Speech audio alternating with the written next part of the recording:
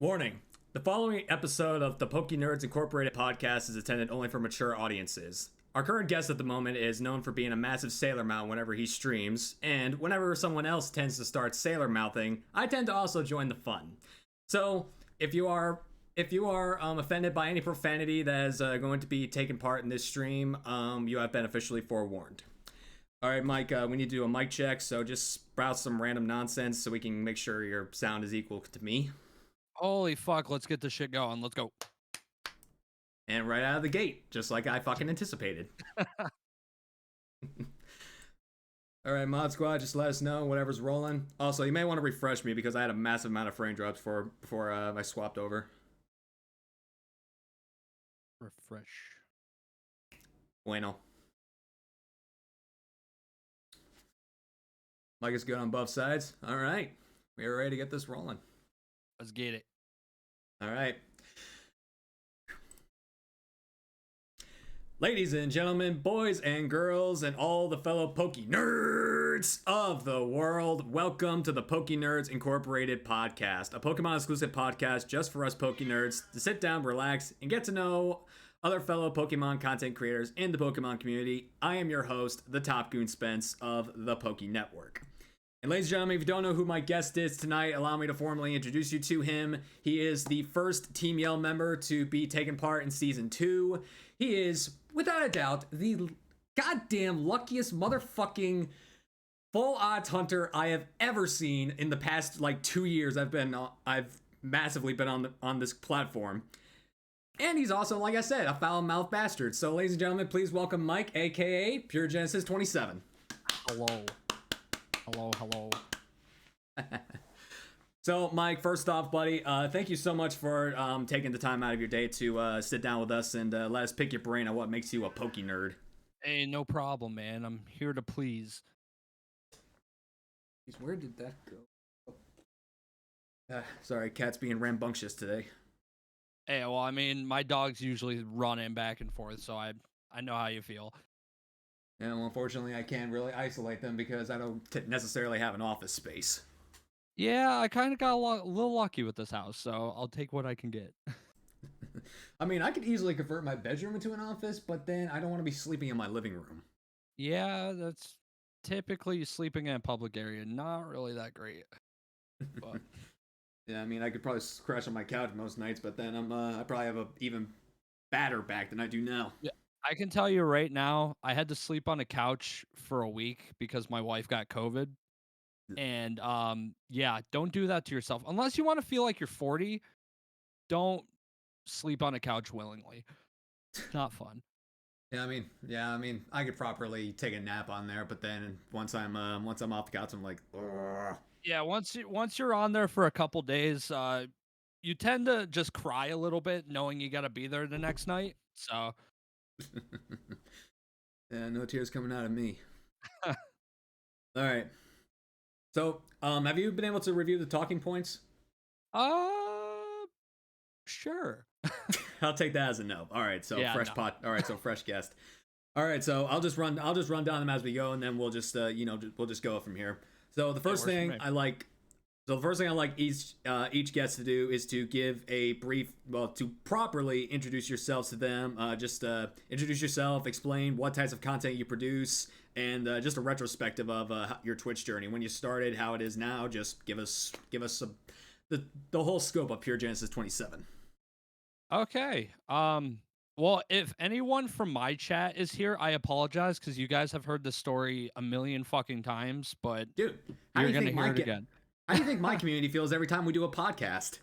Yeah. But how's it going, guys? My name is Mike. I also go by Pure Genesis 27. Most people call me Genesis. 90% of people online usually just call me Mike. I'm called by my first name. It's whatever.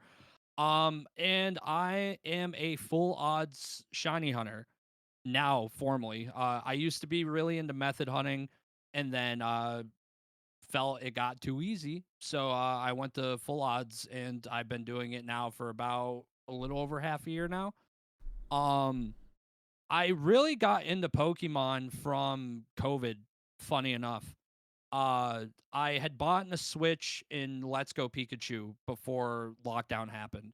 I come from a Call of Duty background. I used to play COD all the time. I still do. I can But picture that. yeah, I was attempting to be a Call of Duty content creator at first, and it went poorly. Mainly from where the swearing comes from. You now know why. Well, that, and I've also, like, I've always been this kind of foul mouth, but very out there, rambunctious type of person. And I told myself when I started to take streaming a little bit more seriously, I wasn't gonna let like growth and stuff change who I am. So that's why I'm easily probably one of the more foul mouthed Pokemon content creators on the platform, as Spencer has probably told you guys numerous times. But yeah, no, lockdown happened. I played Call of Duty religiously for like 3 weeks, got bored. So I started playing Pokemon Let's Go in my free time. Was having a good time with it. It was normal playthrough. And then I ran into a full odds shiny Drowsy in my first ever playthrough of Let's Go Pikachu. And I didn't know what a shiny was then. So I was like, dude, why the hell is that thing a different color? Um, so I ultimately failed it. So yes, I did fail my first ever shiny, but I looked up online what it like why it was like that, and then I came across like your typical A Drive, other bigger Pokemon content creators in the community. Um, well, formerly in the community. We're not going to get on that though. But Yeah. so yeah, no, then I started to learn how to shiny hunt myself in Let's Go, and then it just kind of went from there. Started with Sword and Shield, fully with Sword and Shield, and then just kind of went from there. And I'm working on the older games now. I'm shiny hunting a lot in Heart Gold, Soul Silver nowadays. So yeah, it's been a fun journey so far. I'm excited to see where it continues to go. Yeah. My origin story kind of relates to COVID as well, because actually, that did happen during the quarantine. But for those of you who are on Mike's side who don't know who I am, allow me to introduce you to myself. My name is Spence. I normally go by Spence, or some people call me Spencer. People call me Poké Network, stuff like that. But I am the Poké Network. I'm a variety Pokemon content creator here on Twitch. I stream mostly shiny hunting, challenge runs, Nuzlocke races, playthroughs. I don't really cover Pokemon Go content. I don't dive into Pokemon Sleep. I dive into pretty much mostly anything Pokemon is pretty much what I go through. I mean, I very sporadically go into variety content like during the spooky season because of last year. I kind of dive into horror games. Like right now, I'm playing Little Nightmares, and whenever I'm around whenever I'm around friends, I wind up playing variety games like Mario Kart, Smash Bros, Hades, stuff like that. But what got me into streaming in general is basically wanting to always do this for a while now. I mean, when I was in my teen years, I always watched MJ TV, and I'm like, oh my god, I really want to be like this guy. So it was like 2019, and I actually reached out to him via an email. I actually had no idea if I was even allowed, or that email would have gone through his email filters or whatnot. But to my shock, he actually responded. And I just simply asked for advice on how to get started, and yeah, he actually gave me advice on what to do, how to get started, stuff like that. But it wasn't until the pandemic that happened, so I pretty much invested my stimulus into my current PC, or should I say my starter setup, which consisted of my current PC build, which has been upgraded over the past couple of years, a one monitor, crappy camera setup, which was absolutely horrendous. Now that when you look at it, like when I compare my current two monitor setup with my camera, my mic, and my light to this, it's like it goes from rinky dink, like upset child play toy to big boy toy. Oh yeah, believe me, I know the feeling. I rock a triple monitor setup. That's what I'm working with right now. But once people I typically tell people how many capture cards I've gotten over the last like year and a half. They look at me like I'm a madman. So I need a DS with a capture card because I want to dive back into SOS hunting. yeah, they're nice to have. They're Yeah, very they're nice very to nice. have. Yeah, they're very nice, and I don't got them. But anyway, I started with the Sword and Shield DLC, Isle of Armor, and pretty much for the first like 6 months I was streaming, I had no idea what the fuck I was doing. I had no idea. Like I was a complete ghost when I started. No one knew me. No one knew who I was online. I just was a complete ghost, and which was probably one of the reasons why my channel took so long to take off, because I honestly had no idea how to fully integrate with social media because I've always been an introverted guy. So it was hard for me to be this online presence for a while. But I like to say that my start on Twitch started in 2021, and I just learned how to properly, use streaming software, and I learned how to fully, promote on Twitter and other platforms. So I just, ever since then, the channels took off from there, and now we're just rocking out how we are now. I mean, yeah, that's kind of how I got, because realistically, I started streaming about my freshman year of college. So it was like 2015, I think, is how long I've been technically on Twitch by now. But I don't realistically say I started or started to take it seriously till about 2020, 2021. Pretty much when the Pokemon stuff started. Cause like I wasn't into it at first. I was like, okay, that's like Pokemon's pretty cool. I'll take it. And then I started to get some traction from it, and I was just like, okay, well that's really cool. And then like with the traction, I started making friends, and I started enjoying the games a lot more. Um, testing out stuff. I liked the challenge, so pretty much it went from growing to getting hooked on the game to growing while playing a game that I have just slowly fallen in love with over the last 3 years. So yeah, it's been a great time, dude.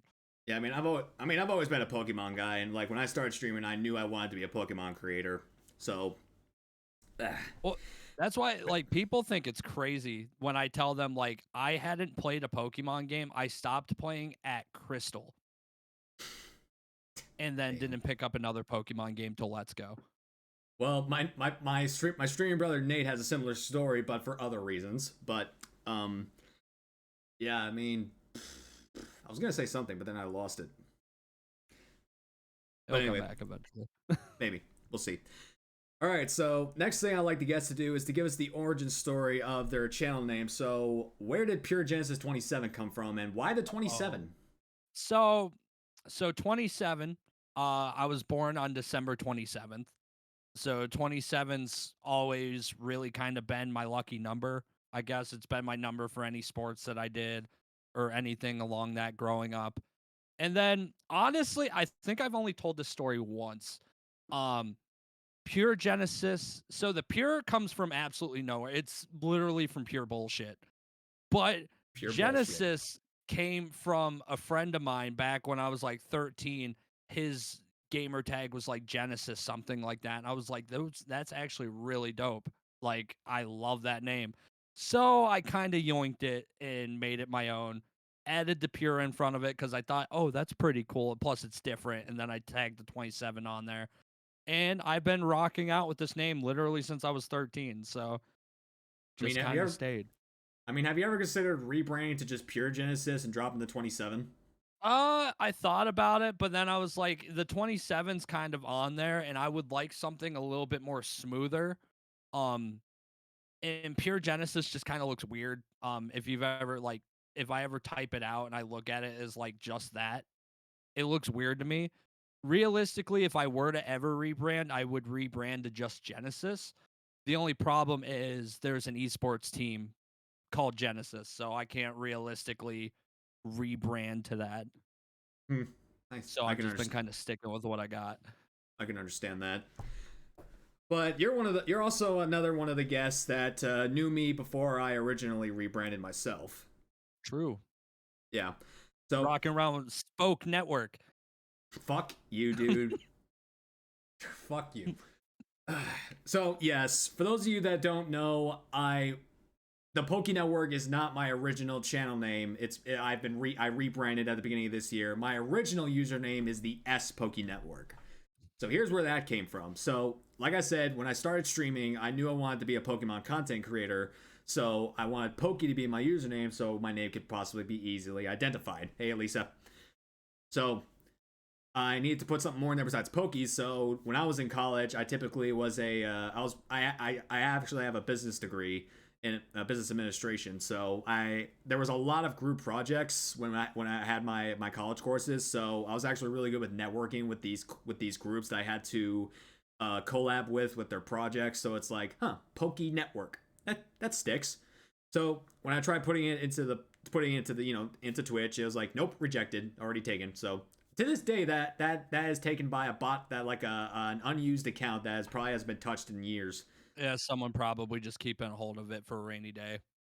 Who knows? So at the time, I really wasn't thinking of the Poke Network because I felt it was too generic and I just wouldn't like stand out as much. So I put an S in front of everything because S is just my first initial because my real name is Spence. So right. S Poke Network just kind of it felt like a standout name. Stand out in the worst way possible.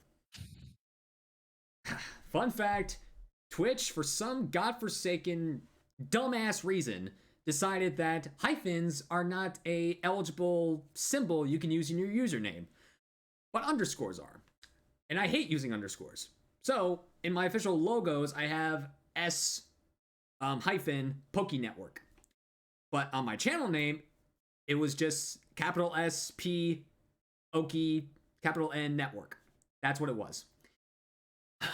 So many fucking people have mispronounced my name for 2.5 years, and it just completely rotted my brain.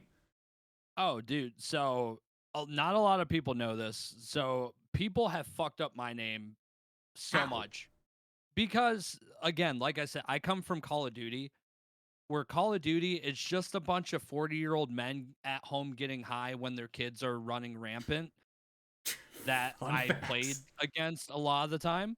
So apparently Genesis looks like the word genius depending on how high they are. So I was always pure genius. It was never pure Genesis. It was pure genius for years. How high do you gotta be for someone to mispronounce Genesis genius? It's literally spelled completely different. Yeah, well, when you're 40 and you're playing Call of Duty all day, I don't think I have to say anything else towards that, but okay, again, yeah, fair enough. It happened way more than once. I hate to say it, but it's happened multiple times. I have been called, like you said, Spokey Network, S-Poke, Poke Network. Like, some people didn't even know I would stream Pokemon because my name just didn't scream Pokemon. I was like, what the fuck? Yeah, you don't have the actual word in there, so it's like, oh no, he's not involved with that. No. Yeah. So yeah, after 2.5 years, I said, fuck it, I've had enough. I'm dropping the S, I'm putting in the, and it's been rocking ever since. I mean, fun fact, if I turn around my custom metal sign up there, it still has my old logo behind it. Well, it makes sense. Well, you made it back before the rebrand, but also when you did do the rebrand, though, I saw the rebrand and I was like, okay, yeah, that's actually pretty fucking clean. Yeah, you also joined the team after I branded, so I think you were around when I made that sign, on the team when I made that sign. Because I joined the team like a week before the whole batch did. Yeah, we were pretty close. So yeah, like there was like me, Polydude, and Hyperior joined like a week before the everyone else that got invited during that second draft pick got sent in. I think the week you guys joined, they were in talks with the rest of us of joining, but they were just working on like the announcement video for it, so that's what took like an extra week for it. Yeah. So yeah, fair enough on that part. But yeah, that's where our channel names come from. All right, so now that we got our statistics behind us, let's actually dive into what makes you a Poké nerd. So, Mike, What is your favorite Pokemon and why? So again, I apologize everyone that comes from my channel, but Suicune, I had a both feeling. shiny and normal. Yeah, I should have figured, but why is it Suicune? So I started with Crystal. I was playing Crystal probably when I was like 6 years old.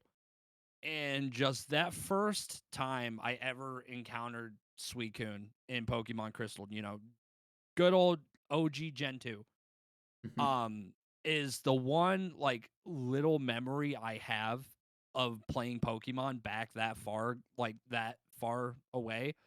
Um, it's the only really thing I can remember playing Crystal for the first time. And I've been hooked on Suicune since. I think it's just a majestic looking Pokemon.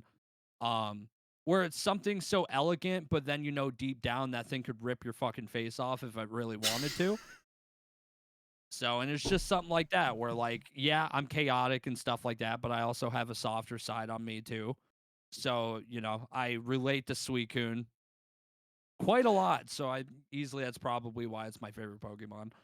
I can see Raikou and Entei trying to rip your face off. I have never, in the 20 plus years I've been a Poke nerd, ever thought that Suicune would rip my fucking face off. Well, I mean, it's a gentle, majestic looking Pokemon, but the power behind that Pokemon. I can You piss imagine it it. off enough, it could rip your fucking face off. I can imagine it freezing your face off, but I can't imagine it freaking ripping it right off. I think it could. If it really wanted to. It ain't got no teeth. That's never stopped anyone before. You've seen grandmothers nowadays? They'll rip those dentures out and they will come at you. Okay. We promise no sexual profanity, okay? Just language. Oh no, I wasn't going that far.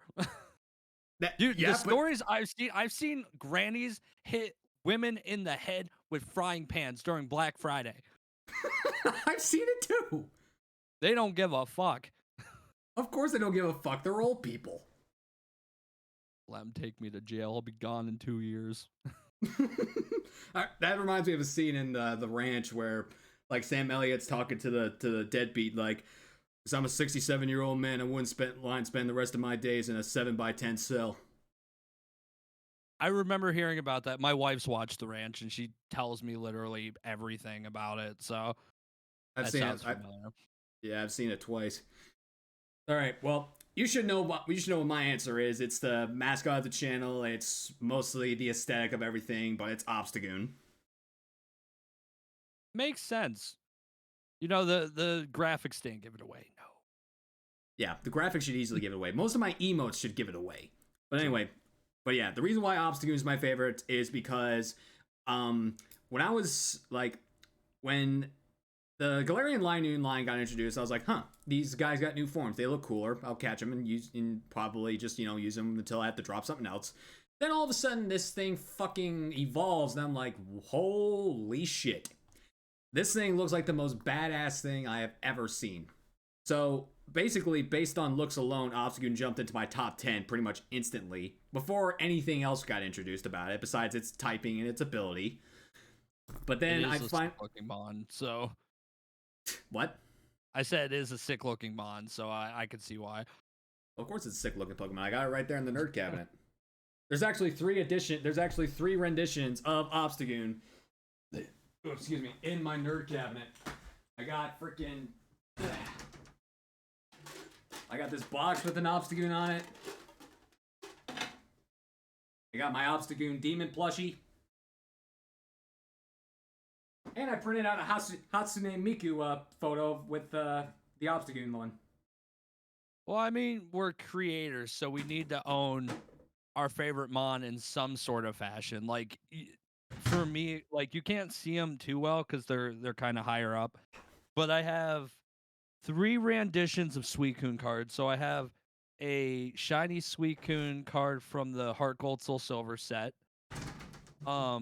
An all art Suicune from Crown Zenith, and then the shiny Suicune from Shining Fates. I have all the cards up there, and then I have the Suicune Sitting Cutie that they used to have at the Pokemon Center, and then they sold out, so I had to buy it on eBay, and it cost me $30, but it was worth it. You know, I also got the shiny Obstagoon card. Hey, there you go. I'm pretty sure I pulled that card too. So I didn't pull this card. My coworker gave it to me for Christmas. okay, there you go. Hell yeah, dude. But yeah, so yeah, when we got around to using Sword and Shield, I knew I had to put this thing on my team. So luckily for me, it was on the first route. So got it and learned how to evolve it. And then ever since I started using it, holy shit, this thing is a fucking monster. Oh yeah, no, it's a powerhouse for sure. It's an absolute fucking monster. Obstruct is such a broken move that it isn't fair if you've completely maxed out Obstagoon speed, because I mean, if you give it like a Jolly Nature and max out its speed, it can outspeed a good chunk of Pokemon. So once it hits with Obstruct and then hits it with a Facade with a Flame Orb and Guts combo, bam, the mon's dead for the count. Yeah, dude, But it's a tank. it's an absolute monster. I mean, yes, the quad weakness to fighting does hinder it, but it definitely makes up for it in its raw power. But so it actually was in my top. It was actually my second favorite before I started the channel. But then when I formally started, I needed a Pokemon mascot, and I knew Patters was using Darkrai, or at least semi using it by the time I started. So I decided to go with Obstagoon because no one was really using it at the time. And that's how it became my favorite, and that's how the whole Poké Network's been shaped around Obstagoon, the layout, the graphics, the Goon Squad. Fun fact: to this day, my logo is still the Pokemon Sword font because that's where I got my start, and that's how it's gonna remain. There you go. Well, honestly, too, like we've been around the bush for a minute now, Spence. So we know quite a few people when it comes to in the Pokemon community.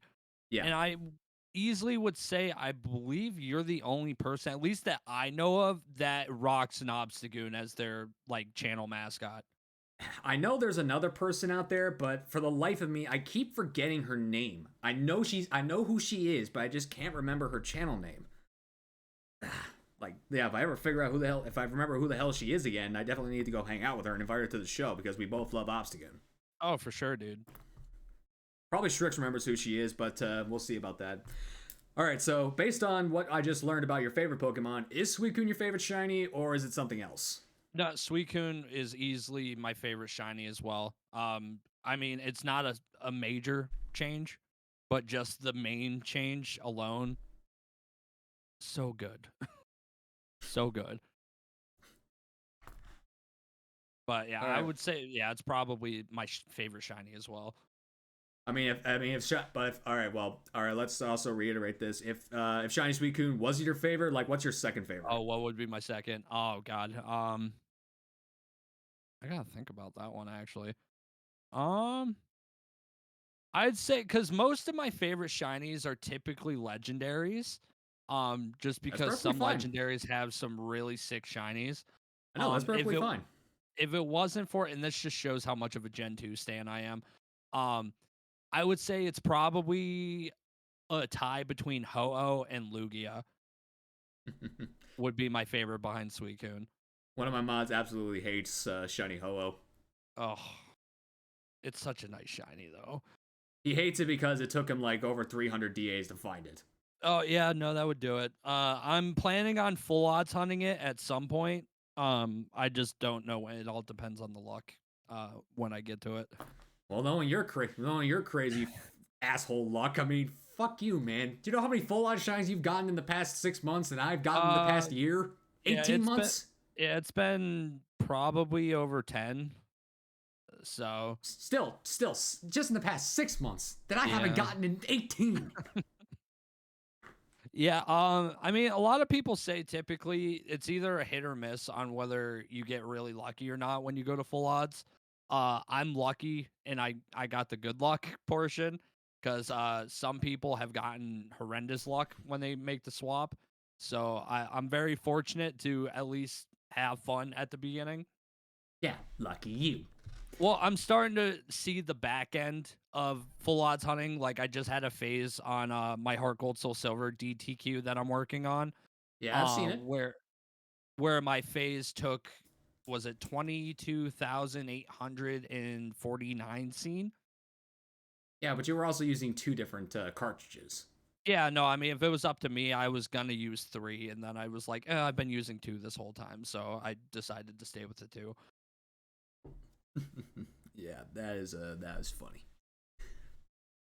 Yeah, All right, well, my game collection's gotten pretty absurd lately. Like this alone, I mean, this is even all of them, but like that's all my DS games and my 3DS games, and I've got more on the way. I mean, So, I got some over there, but I won't be leaving my seat for the show. But but yeah, my favorite shiny, as it's obviously aware, blacks, grays, reds, and also some blues. They're all my favorite colors. One shiny incorporates all of them. Shiny Greninja. Greninja's a very good one. I'm actually shiny hunting one right now. So, This Goth Frog's been my favorite shiny for the longest time. It actually overtook Rayquaza as my favorite because if this thing wasn't as badass as it was, Rayquaza would still be my favorite because who can't resist the Black Dragon? true. Well, and funny enough, because I completely forgot about Greninja. Greninja would easily take if Suicune wasn't my favorite, it'd be Ho-Oh, Lugia, and then behind that would easily be Greninja. Greninja's in my top 10 for sure. Definitely. But yeah, I was about to say something else. A lot of people also think I love Shiny Obstagoon because it's my favorite Pokemon. But it's definitely in my top. It's definitely in my top 20, but it's not my favorite shiny. Yeah, it's Obstagoon's got one of those like it's got an insane shiny. It's one of those. It's kind of like if you like the overall change, like a drastic change, then yeah, you're all about it. But then people that kind of like those subtle shinies, and they're like, little bit too much. But I can see the love behind it for sure. Yeah, it's definitely a good one. Who doesn't love the toothpaste mon? Yes, we all know that the Galarian Linoon is memed with toothpaste. We all know this. Yeah, you could see it. Someone actually someone in my Discord put the photo of shiny Galarian Linoon on, literally put it on a toothbrush. I mean, yeah, well, because it does. I'll bat for him. It does look like toothpaste. It is toothpaste. This isn't toothpaste. It's a red, white, and blue demon. Oh, it's a good shiny though. Yeah, it is a good shiny. Not my favorite though. All right, but anyway, Mike. Out of the 18 types that Pokemon introduced, which one do you like the most? Oh god. I'm typically swayed towards fire. Dark is close second. So is Houndoom in your top 10? Um, yeah, What about you? I'd say like probably near the end of yeah, end of the top 10 is probably where Houndoom is. Yeah. Yeah, but why do you aim towards why do you go towards fire types? Um, I mainly because I've noticed, especially within the past year. The past year I've been taking the time to play through all these older gen games. Ones that I missed out in their prime, and I always see myself going towards the fire type. Always, except for the exception of X and Y and and Sun and Moon. X and Y, I went with Froakie because Mm-hmm. Greninja Uh-huh. is amazing. And then Sun and Moon, I went with Rowlet mainly because it's the favorite Pokemon of my boy Basil. Shout out to Basil So Fresh. Um so I felt like I had to do the playthrough with Rowlet and enjoyed both the playthroughs, but typically it's usually fire type. Charmander was the first ever starter that like full odds starter that I shiny hunted and got. So Yep, yeah, I remember that. and I Yeah, do fun. gotta say Charizard in Gen 3 looks so good shiny. Just saying. Fun fact, to Rowlet. Fun fact to Rowlet. I actually use a shiny Rowlet in my first ever playthrough of Ultra Moon, and I didn't Hell yeah. shiny hunt it.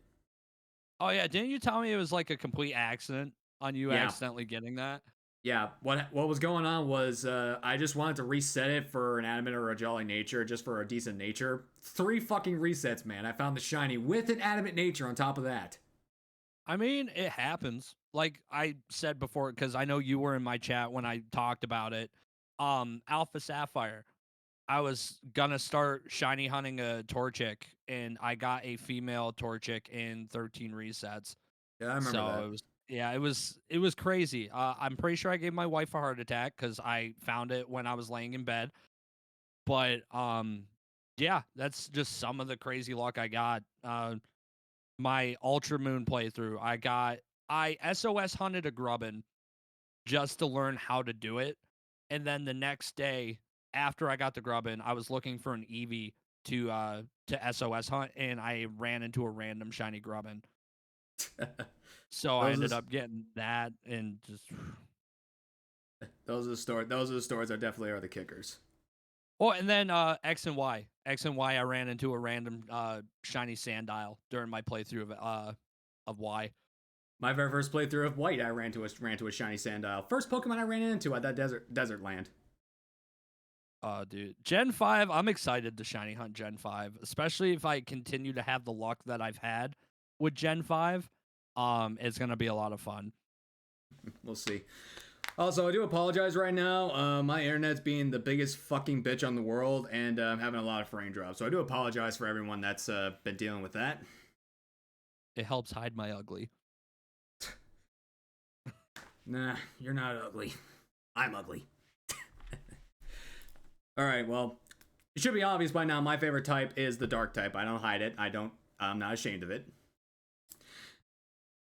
Biggest thing was because hydrate me, nerds. It's got water there for it counts. Didn't they say that shit had bull semen in it? I mean, if it did, it tastes fine still. So, whatever. Yeah, that says a lot about you. Also, Basil, no you got him. Never coming back. Okay, I don't know what that means, but anyway, dark is my favorite type because I've had a pretty dark past. And I'm still living at dark times as we speak, so I kind of just really feel home with dark type Pokemon. Plus, their designs are just so amazing, in my opinion. Like, some dark types have some pretty lackluster designs, but then there are some dark types that just completely are knocked out of the park.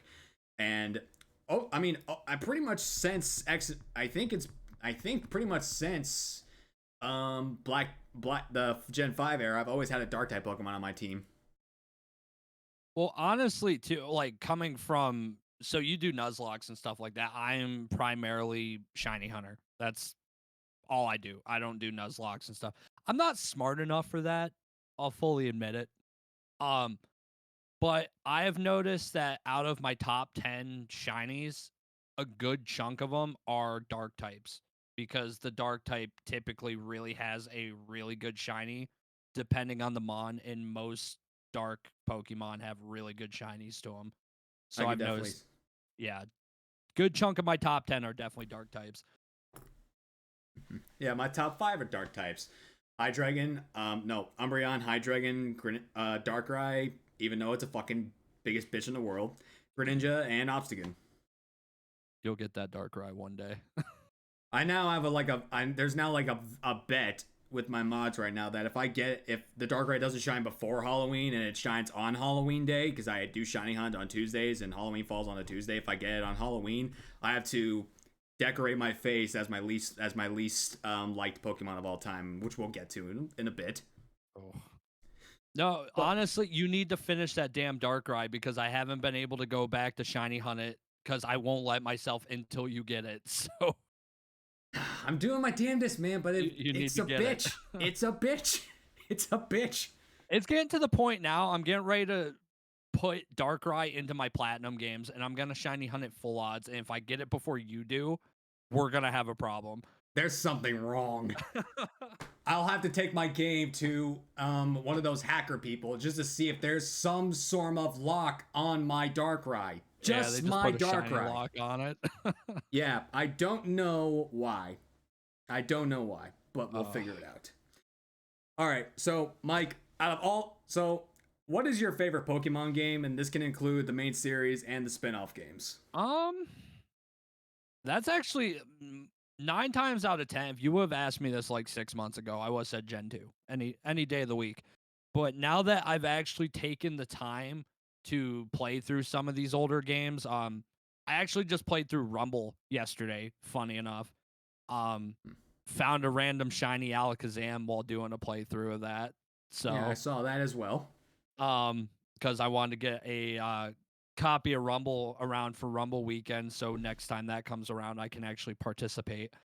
But I think the most fun I've had with a Pokemon game so far is probably, I want to say Gen 6. So X and Y. I had a blast with. I think it's because it was the first game I had in a while, taking the time to sit back and really like just kind of take everything in Pokemon game wise. Um so yeah, I would probably say X and Y. Let's Go is a close second, even though it's just Kanto. But first game I started shiny hunting in, so it holds a near dear place to my heart. Yeah, understandable. I mean, even though Sword and Shield is not in my like, I'll explain what my favorite game is in a bit. But even though it's not in my top list, it has a special place in my heart because that's where I started streaming. Oh, same.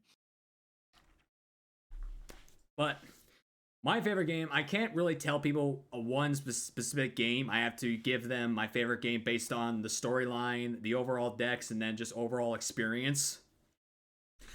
So, storyline based, the Gen 5 games are the top tier Pokemon games out there. You cannot argue with me on that fact. They have the best written storyline of any Pokemon game in the main series to date. And anyone that doesn't appreciate it, no offense, you are illiterate fucks. Sorry, I can't stress it enough because I love Generation 5. It's the best written story of any Pokemon game. It's the most mature, especially Black 2 and White 2. It's the most mature, and it is just so damn good.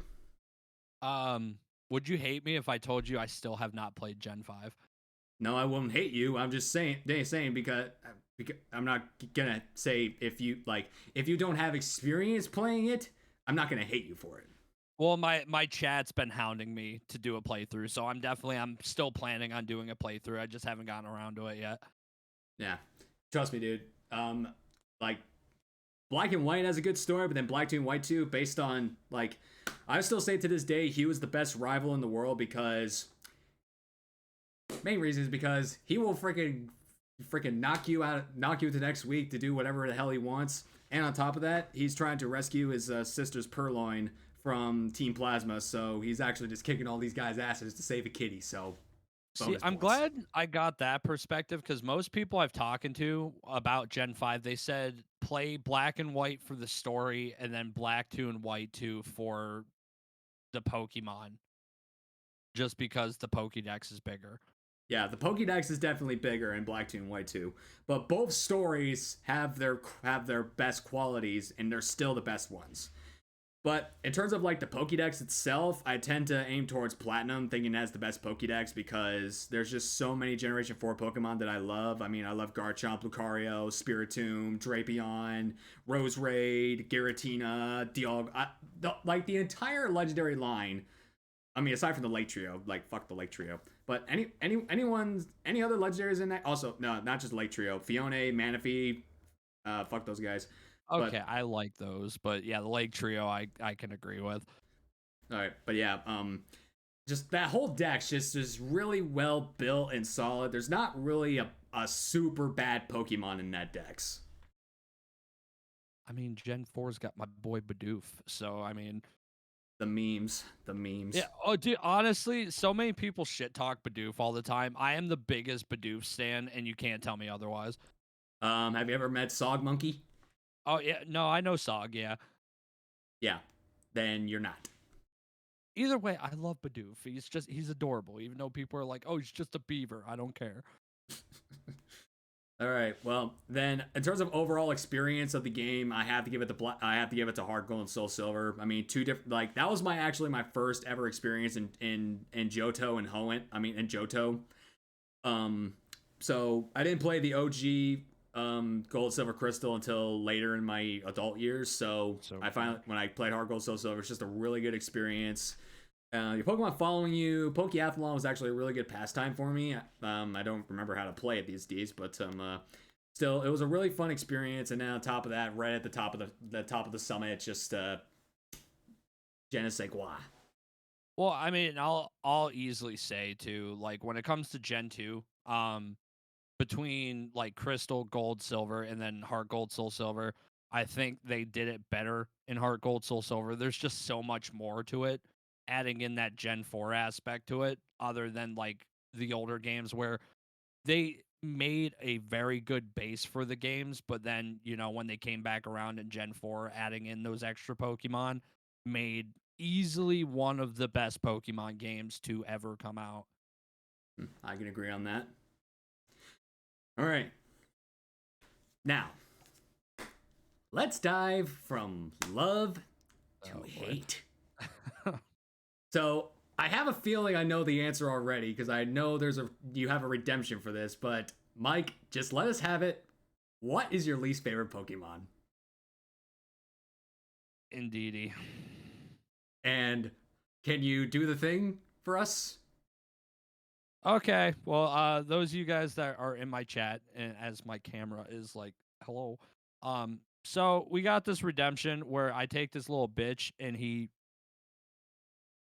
gone. All right, so give us the scoop. Why is it Indeedee?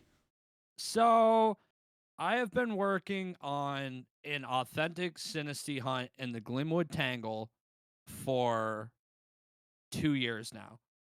I'm well over 10,000 encounters. I'm 10 phases in, and I have phased on 10% spawn rate male Indeedees.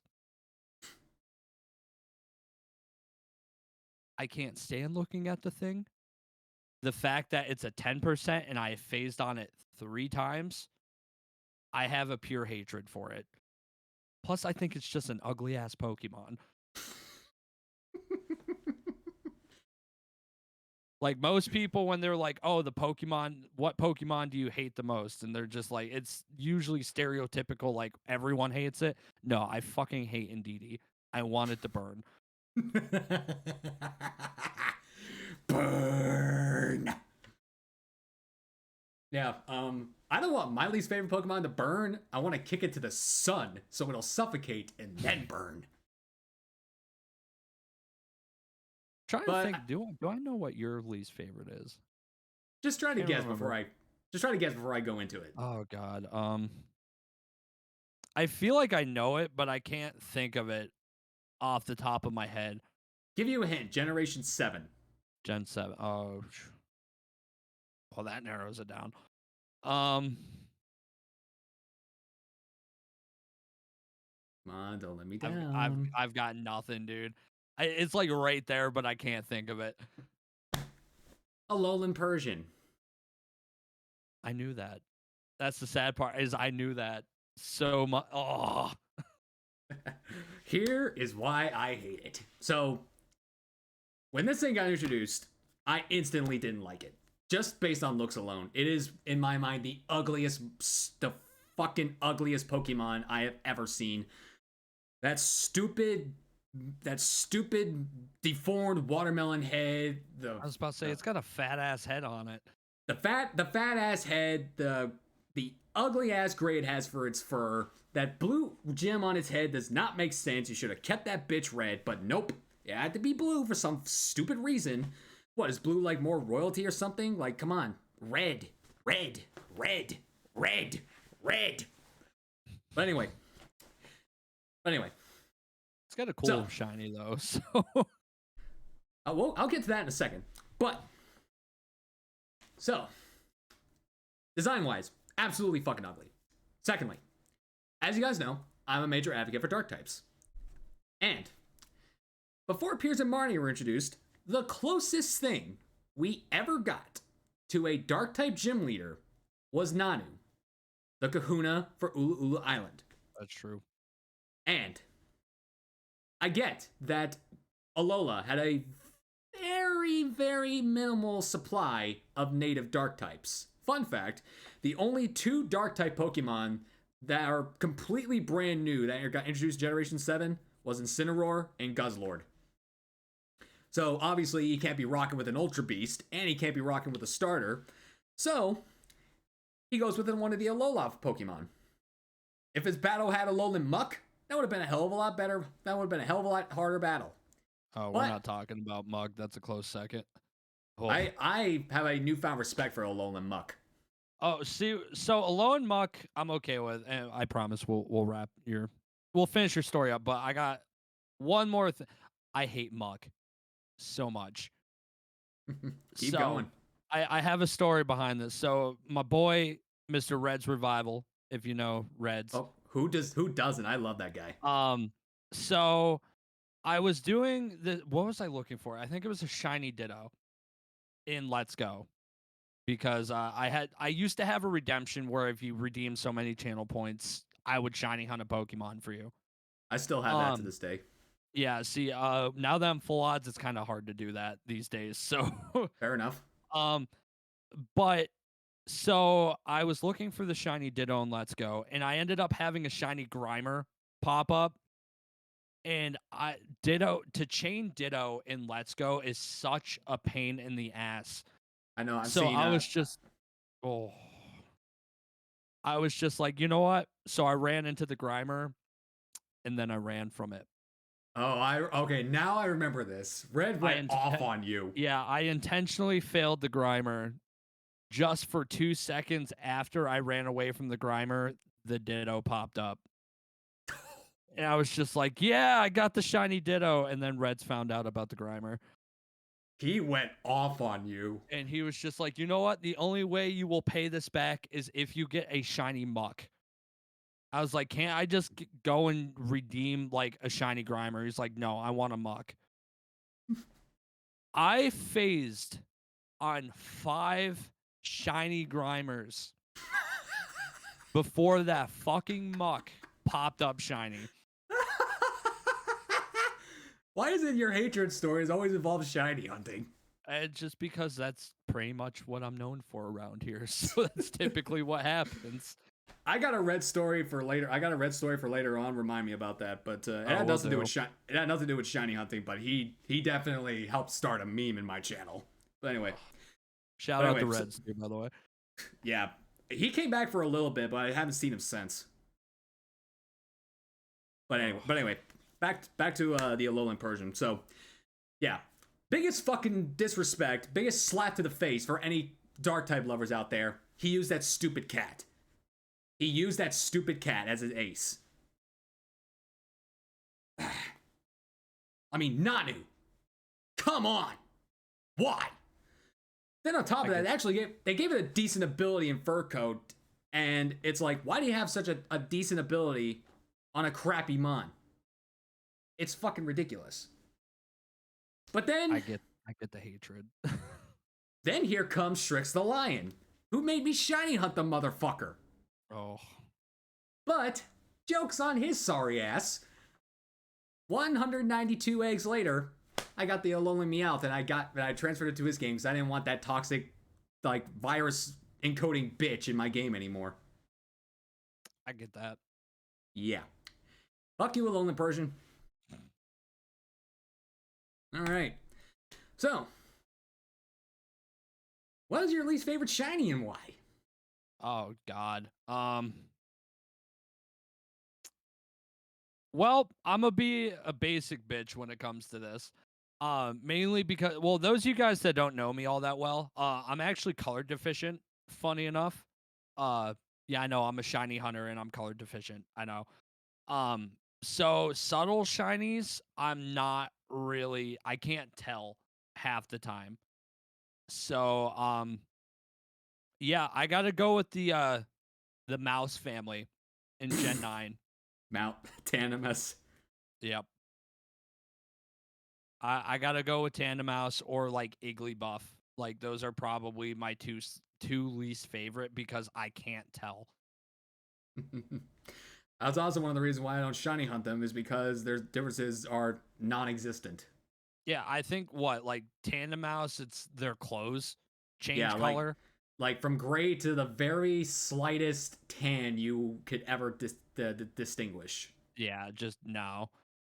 Like if I wanted to go blind, I would go outside and just stare directly into the sun, other than try and shiny hunt those.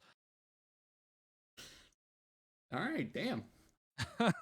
Jeez. So now you, so I guess you envy the blind people for not going after that thing. Also, I mean, we'll probably touch into this in a little bit, I'm assuming, but I'm also not the biggest fan of Gen 9. So I any see. any excuse to not play it, I will gladly take. All right, we'll get to that in a moment. But actually, my least favorite shiny comes from Gen 9 as well, or should I say, it's a trio of shinies because they fucking drop the ball with these guys big time. Oh, it's Ceruledge and Armarouge, ain't it? Yeah, and Charcadet. Yeah. They drop the fucking ball. If these things weren't as bad, I would have said just Regice because it gave me some pain back in the day, and that shiny is pretty much non-existent to me. So I was able to tell. I don't know how. It's literally this. Here's normal me. Here's shiny me. That's it. The eye colors. Yeah. They Well, dropped actually, the. well, Sword and Shield, it's got a little bit of a shade difference, but not much. What do you mean Sword and Shield? What, Regice? Oh, you're talking about Regice. Oh, I thought you were Yeah, still no, I talking was about talking about Ceruledge. Regice. Oh, Yeah, Regice, I was able to tell that one, but yeah, no, Armarouge, it's just the eyes. Yeah, yeah, Armarouge yeah. and Ceruledge. I didn't shiny hunt. I Regice in Gen 8. I did in Gen 7. The Ultra Wormholes. Oh yeah, no, see, I did it in Gen 8, and I somehow was able to tell. That was also my first one. I got like 200 and something resets. So Yeah, I I think you did this. I think you beat my Reggie Drago count. My count was 22221. two. Well, Wait, two, so two thousand two hundred twenty-one. 2,221. Yeah, yeah, Maybe. I think you beat my count. Yeah, I can't. Yeah, I think it might have been a little over a K. So Armor's yeah, blue eyes are clean. Not in my mind, Frontier. Not in my mind. Look, this is what I will always say whenever this question pops up. Here's what they could have done, and here's what they had to do. They just had to make Charcadet a burnt out charcoal gray color, and then swap the color schemes of Armors and Ceruledge, and they would have been some of the best shinies in the planet. But oh, that's nope. what I said. They should have just taken Armarouge's colors, put them on Ceruledge, and then vice versa. Yeah. I Just think fight. will look sick. Yeah, just reverse the color schemes and they would have been the bombest shinies in the world. But no, like they did a lot of shinies dirty in Generation 9. But these guys for me take the biggest cake. Because Yeah. they're such amazing Pokemon, yet they got the worst shinies imaginable. It just boggles my mind. Like whoever they don't let AI program design design shinies anymore. They actually color them in by, the mental minds of the human race. Whoever Yeah. designed See, those shinies should have been fired and then tossed out the building. well, that was another shiny because I mean, Sharkadet was like one of the ones that I attempted to shiny hunt when Gen 9 first came out, and I ended up getting it. But yeah, trying to be color deficient and then I'm blind as a fucking bat to begin with that too, um, was very difficult. I Yeah. somehow was able to tell, but it was not the easiest thing to do. Yeah. All right. Oh, So dude, honestly, too, Garchomp does have a terrible shiny still. So I will say in Gen 9, its shiny does look a little bit more distinguishable. they fixed it a little bit in Gen 9, but it's still a trash shiny. Yeah, it's still a trash shiny, but like the texturing of some bad shinies have gotten better in the past few years, but it's still a crap shiny. All right. So Mike, which type do you say do you hate the most? Oh, that's a good question. Uh, I'd say psychic. Psychic types. Psychic, because anytime I have a playthrough, um, Psychic is always what just annoys me the most. Because most Psychic types, especially like fucking Drowsy or some stupid shit like that, knows like hypnosis, and they hit it every fucking time you run into them. So then you Every gotta try and wait through sleep before you can take them out. It's just, they're annoying. dude, 9 times out of 10, when I get hit with a poison move that has a chance to poison, I get poisoned every Oh, yeah. time. Yeah, see, that's me with Psychic. I hate them so much. But yeah, poison isn't my least favorite type. It's actually fairy. I could see that. Yeah.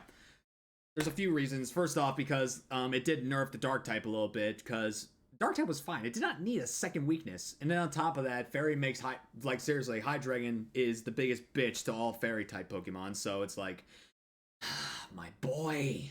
Yeah, it's like the one overall counter to Hydreigon, yeah. Yeah. Well, Hydreigon, Guzzlord, Roaring Moon, just those guys. But another reason is just that there's a good chunk of Pokemon that don't even need the fairy type to begin with. Like, it wasn't actually, like, I didn't actually know this prior to my podcast with Tiny Tina, but apparently the Granbull line is actually classified as the fairy Pokemon, so that's why they have the fairy typing. Oh yeah, it is now. Like when the typing came around, they swapped it. Yeah. Yeah, it didn't need to happen because nothing about them screams, "Hi, I'm a cute little fairy." It's probably just their color, honestly, is the only basis behind why they got a fairy typing. And the classification. Yeah. Yeah, but still, they don't need to be fairy types. But I will say though, there are only 6 fairy type Pokemon that I can name that I genuinely like. That's Grimmsnarl, Gardevoir, Togekiss, Mimikyu, Alolan Ninetales, Sylveon. Those 6, they're fine. All the other fairy types, go away. Agreed. Yeah, they don't need to exist. Alright, so now comes the point where we can discuss which Pokemon game do you like the least. Main series or spinoff, or both. Oh boy, I'm about to go in on one game. Alright, get the popcorn, boys. And girls. Gen 9. You really don't like Scarlet and Violet. Why? No. Why? So, what happened? Well, so first of all, I had a feeling it was gonna be a bad game to begin with. Well, mainly because I went to the midnight release for this game, and then too. 2 days later I had COVID. So Okay. I should have known right there and then that this game was gonna be bad. But you know, the playthrough, the story wasn't bad, but I am one of those opposite people where everyone was like, yeah, we want like overworld shinies and stuff like that. Like, first of all, the odds in those games, shiny sandwiches are the dumbest fucking thing I've ever seen when it comes to shiny hunting. Agreed. Just my personal experience, like, based on, I know I haven't been around 10 years like most people have, but I feel like I've done a decent amount of shiny hunting in my time to know what I like and what I don't like. And Yeah. shiny sandwiches are, it's too easy. Yeah, I know. Like, I mean, I've only been shiny hunting since Sun and Moon, and I still think they're fucking dumb. Like, it's to the point now. The main reason I went to full odds is because I see people nowadays where they're like, oh, like, I haven't gotten a shiny in like 5-10 minutes. I'm like, dude, I've been working on the same damn shiny for 4 fucking months. 18 months for me. Oh, yeah, or Darkrai for you. But no, it's just like, I like, and again, this is all personal opinion. So if I offend anyone, it's my personal opinion. But I like to feel like I've worked for my shinies, which I know based on my luck, before you say anything, I know I'm very lucky sometimes. Yeah, lucky fucker. Yeah, I've heard. I like to feel like I've worked. I like to feel like I've tried and I've worked my ass off for my shinies, not like, oh, I've popped a sandwich and I got like 5 of them. And Yeah, like, that's overworld shinies, I'm not a fan of either. I like the random encounters. I like going into an encounter with a Pokemon and not having any idea of whether it's going to be shiny or not. I love that surprise. You know, the serotonin I get from that is just like, it gives me so much more joy than Scarlet and Violet has ever given me in the whole, what, year plus that it's been out.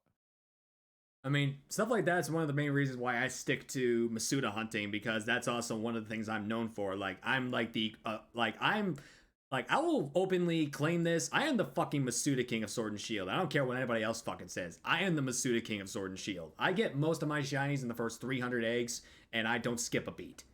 Oh, dude, I give you credit just for hatching as many shinies as you do, because I could not sit here and hatch eggs all the time. I'm not the biggest fan of Masuda, but that, again, personal opinion. But Yeah. just, oosh. Especially after my score bunny, dude. My score bunny was like 1,600 eggs, and I was like, never again. Dude, I went over my longest egg hunt ever was like over 2,000 for a dino between 2 different games. I believe. Well, I mean, if you need another one, I've got 7 in Scarlet and Violet. So I got plenty of shiny Hydreigons, man. My next goal is to get a whole box of shiny Galarian Zigzagoons and Obstagoons. yeah, give it time. You'll get there. I mean, I already got 10, so I was like, I think I've got 3 of those, but I got 10. 2 of them were from like by accident. All of them I purposely hunted for, and one of them's got the rare mark. Stop it. I still have not gotten a rare mark shiny. Surprisingly, out of all the shinies I've gotten in Sword and Shield, never gotten one. The very first Galarian Articuno that I caught had the rare mark. Not bad. I need to. So I did a second file for Shield, and I really need to go back and mark hunt my Moltres again, because my Galarian Moltres has the sociable mark, you know, the uncommon mark. And this is back before I really knew anything about marks. And I was like, oh, the sociable, that's pretty cool. And now I know about it now. I was like, yeah, I need to get a different one. I got Galarian Moltres marked, but I don't remember what mark it is. And I got the Articuno. I don't got the Zapdos. Yeah, I've got marks for all 3. So Yeah, that was the one thing I wanted to do. Yeah, I gotta figure out if I have any Sword and Shield files that still have a Zapdos uncaught, but I'll figure it out. I've played through that game 10 fucking times and I'm done. I've only played through 2, and both times I'm just like, okay, yeah, I'm good. I mean, I played it 10 times with challenge runs, man. Just all challenge runs. Just, I'm done with challenge runs in that game. All right, but anyway.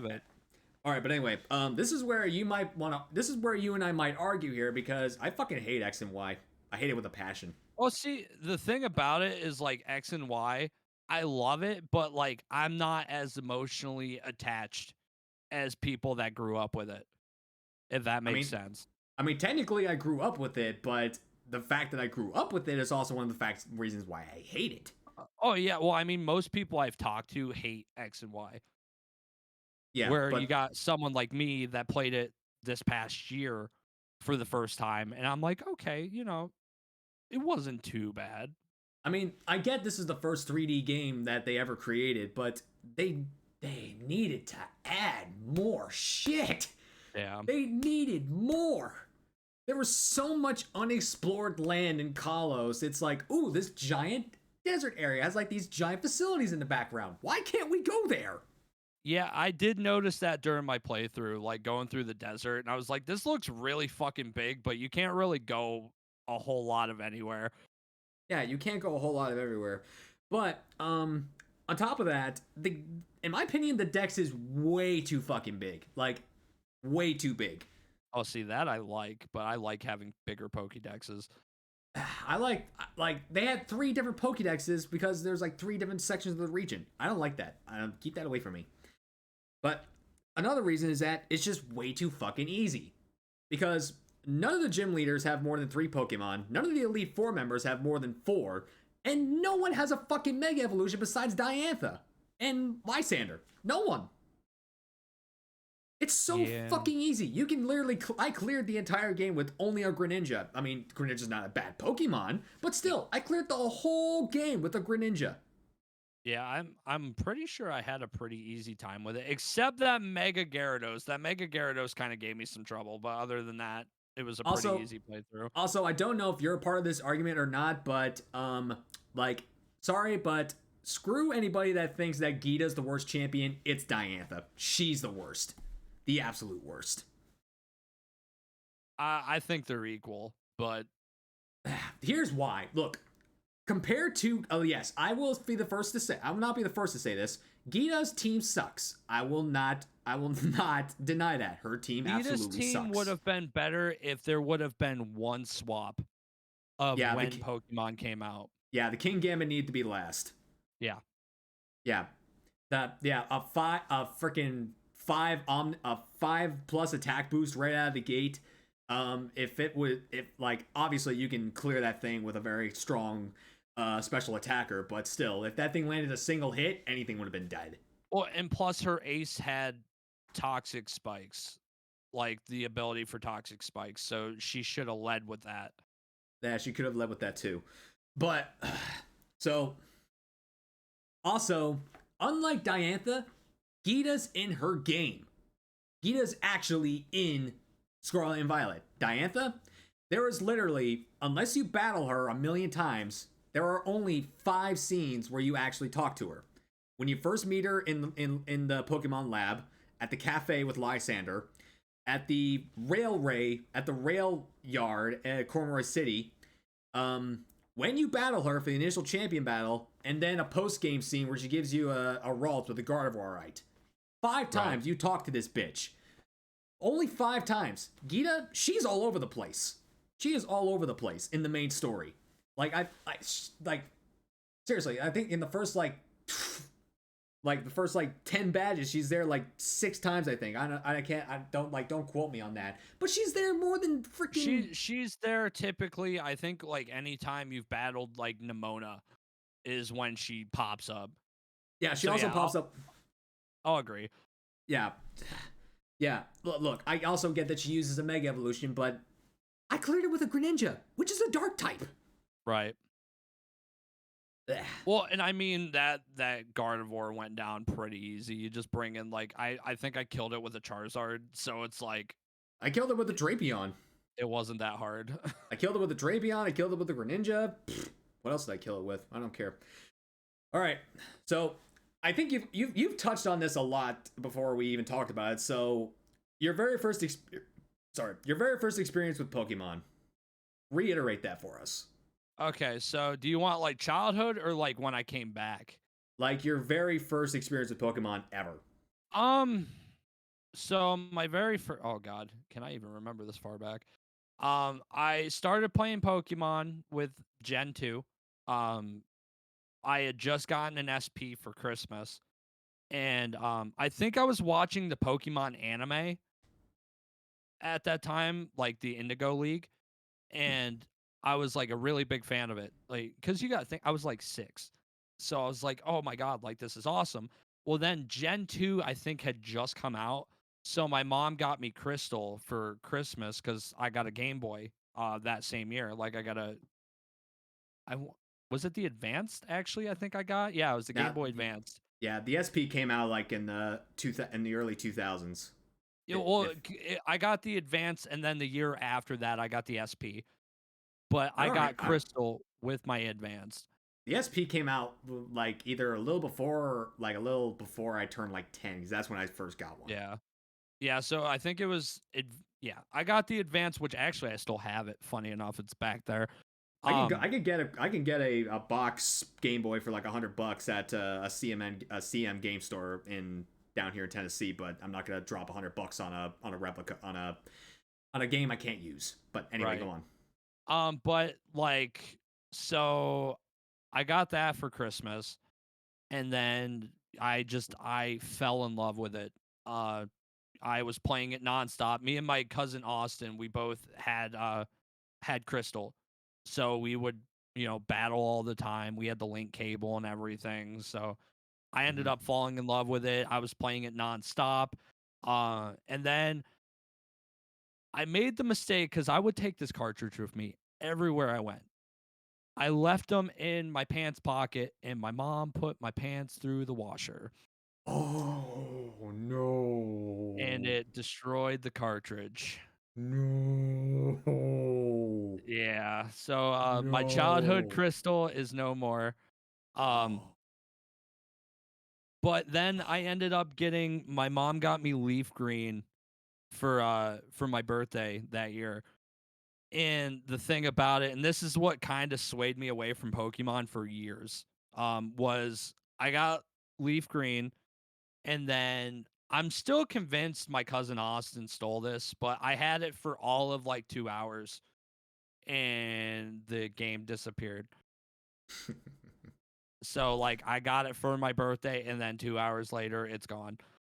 So I kind of fell off of Pokemon for a long time until Let's Go. So I'm making up for lost time this year, though. I've been playing a lot of the old games lately, and it's been a lot of fun. Yeah, I've dived into spin-off games over the past few years. I fell in love with XD Gale of Darkness.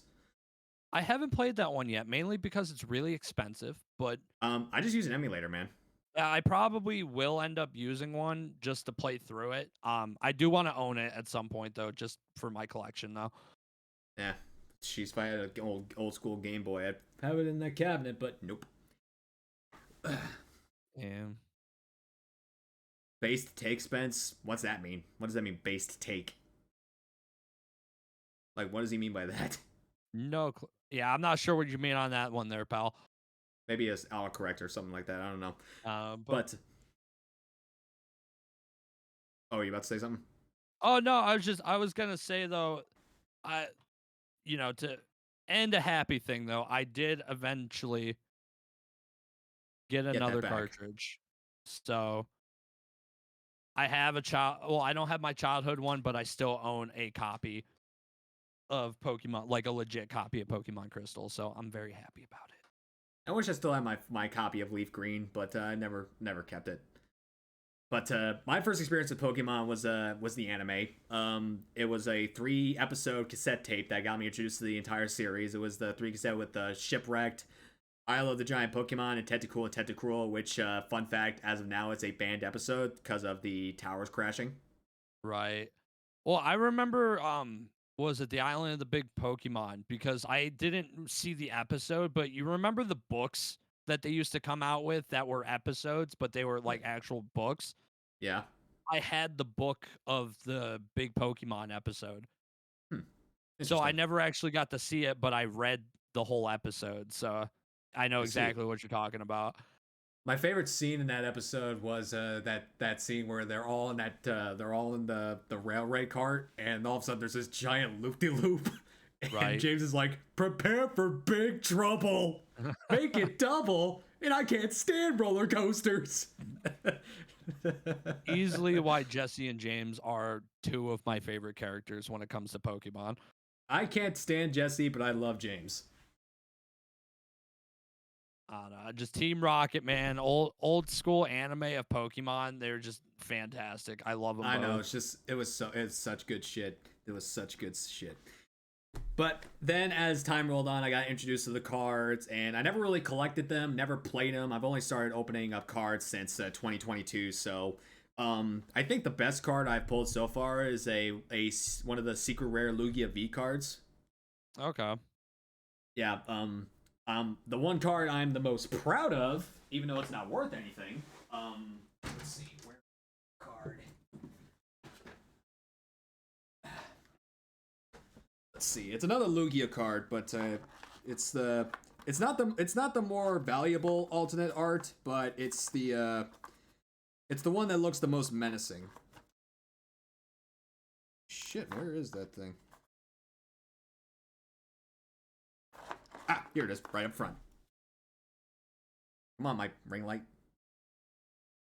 Fuck, son of a bitch. There.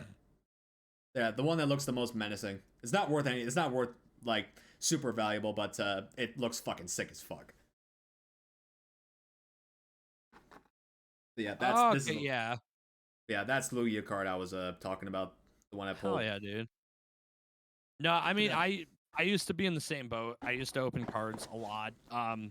Probably a little bit too much. So I've kind of grown out of opening cards a little bit recently. Which kind of sucks because I did see 151 ETBs at Walmart earlier today, so I was like I tempted, still but I still need to get one. Heck, if I bought that, I officially have 10 ETBs down there. Hell yeah, dude. No, I only have two sealed. I have a Celebrations box that's still sealed. One of the Charizard boxes that you could get from like Walmart and stuff. Uh-huh. I've got one of those sealed, and then I have a Shining Fates ETB that's still sealed. Damn. But I think my best card I've ever pulled, when it comes to cards, and I pulled it on stream. I even got it graded because it was like one of the craziest cards I've pulled. Is easily Yeah, the Charizard. I know what you're talking about. the Charizard VMAX. Yeah, That that's a came good one. back a 9.5, but So close to a 10. yeah, I know. But easily the craziest card I've pulled ever. Um, I don't think anything will beat that. And then like my other favorite card, I didn't actually pull it because I didn't feel like taking the odds of trying to pull it, but I have a Suicune all art from Crown Zenith Yeah, you told me. that yeah, I bought that when I was at NAIC. That's actually really cool. So I was But like worth it. but yeah, in terms of video games, I'm a Gen 3 baby. My first Pokemon game that I played was Sapphire. I didn't actually complete it. I borrowed it and just started knocking out everything. But I think I could say safely that the first Pokemon game that I started and completed was Leaf Green. Very good games. But Gen 3 in general, just so good. Yeah, really good. But ever since then, I have completed at least one of every main series game. I've played Red, I've played Crystal, I've played Sapphire, Ruby, I've played Diamond, Pearl, Platinum. I've pretty much played almost all of them. See, I've never played through like actual Gen 1 yet, but I'm planning to, mainly because I'm a psycho and I'm planning on stat hunting some legends at some point. You'll never catch me doing that shit. So, yeah, I need to play through them at some point. But that, I think I'm going to try the Austin John Shiny Mew thing before they start taking 3DS Online down, just in case they decide to take Home down with it. I need to go back and start shiny hunting Type Null and Celebi, because those are like the only two Pokemon between 3DS games and the virtual cartridge that I need to find. I need to play through Sun and Moon still. I bought a copy of both Sun and Moon specifically to shiny hunt Type Null because I have Ultra Sun and Ultra Moon. But I bought Sun and Moon specifically for Type Null. Let's see. All right. So the next part of the show is what I like to call the emote elaboration. So go ahead and post some of your emotes in the chat that are based off of Pokemon and explain why they're there and, if possible, who created them. So share with us. Share with us the craziness. Okay, so I'm not gonna lie. Most of these that are Pokemon related, I mainly got just because I liked them. There's not really a meaning behind them. Except for the one. The one was custom made for me. You'll probably be able to tell which one it is once I post. But majority of them are literally just because I think they're cool and I like them. But that's pretty much like my emotes that I have right now. A good chunk of them, like I said, I think are pretty cool. But the one that I got custom made for me though was the Suicune.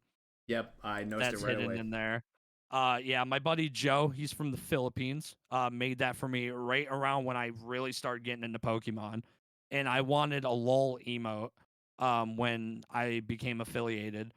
And he whipped that up, and I've had it on the channel since. And then everything else is just kind of like I liked it. Wiglet I thought was funny when Gen 9 came out, so that kind of became like a mon that I'm associated with somehow now because I thought it was pretty funny.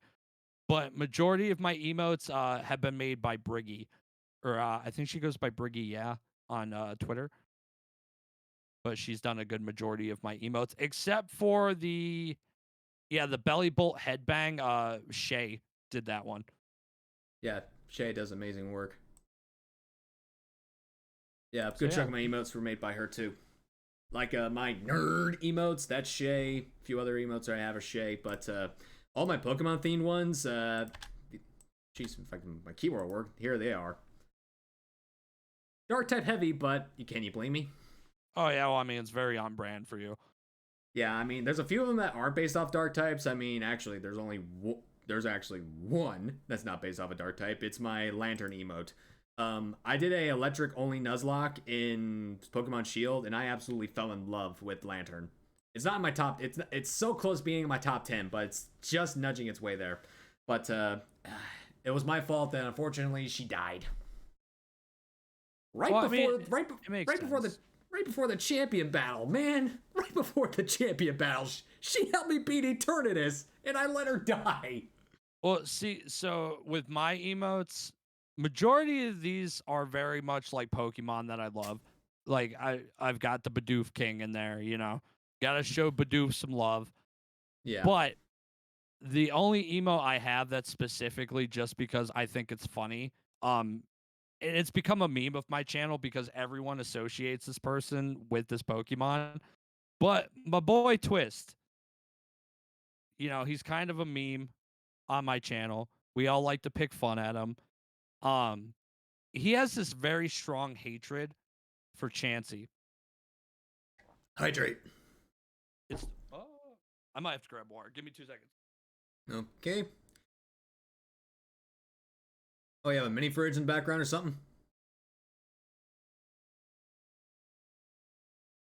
You got like a mini fridge or something? Hello? Ignore me if you're gay. All right.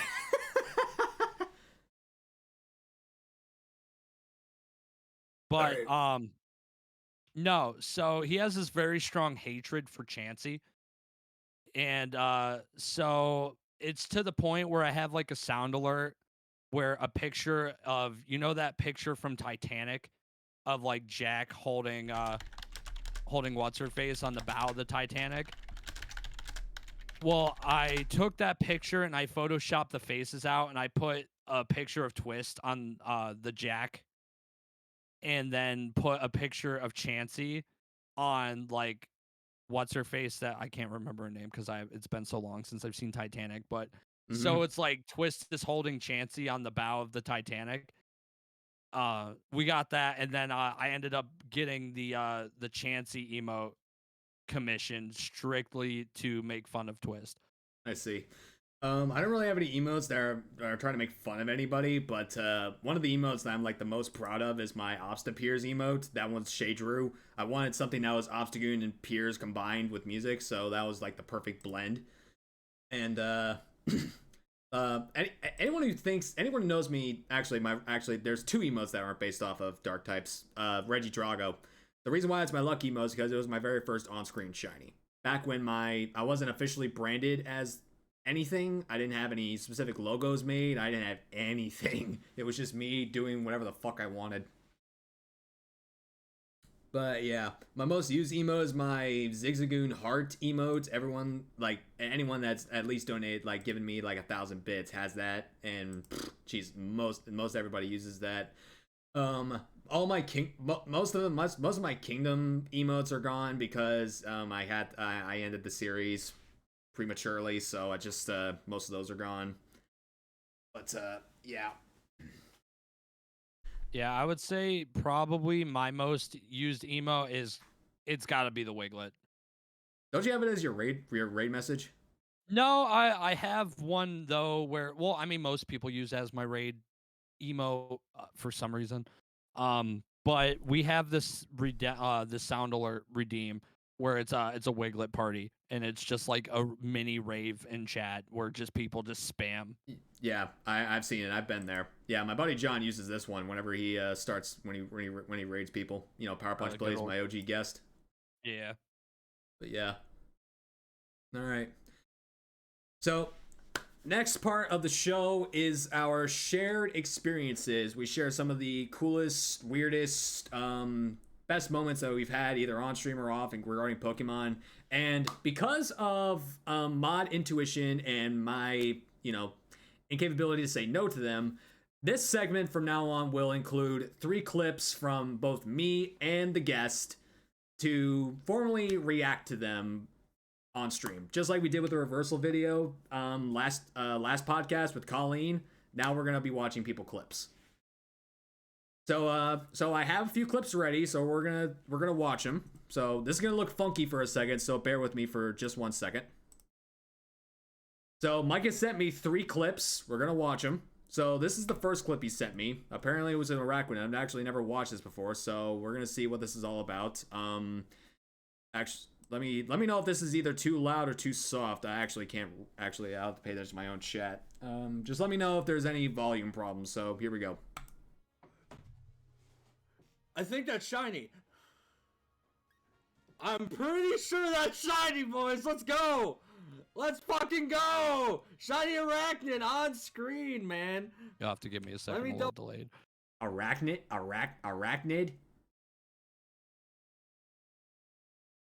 You said arachnid. It's a So the thing with this clip, so this, besides 2 clips before this is one of my earliest shiny clips on Twitch. Yeah. So, like I said, I used all 3 of these clips kind of as like a time capsule. Yeah. So this is easily one of my earliest when I first started Pokemon, therefore why I fucked up saying it correctly. Like, I know nowadays it's Arachnid, but like back then, no clue. Yeah, that's understandable, but let's continue onward. Double check just to make sure. I was such a baby too. You didn't even look at the shiny symbol. Let's fucking go, shiny Arachnid on screen. Yeah, yeah. I tested fate and hoped I was right. You think you're a baby? You should see one of the clips coming up where I'm near. Like, you should have seen one of the first clips I had. My shiny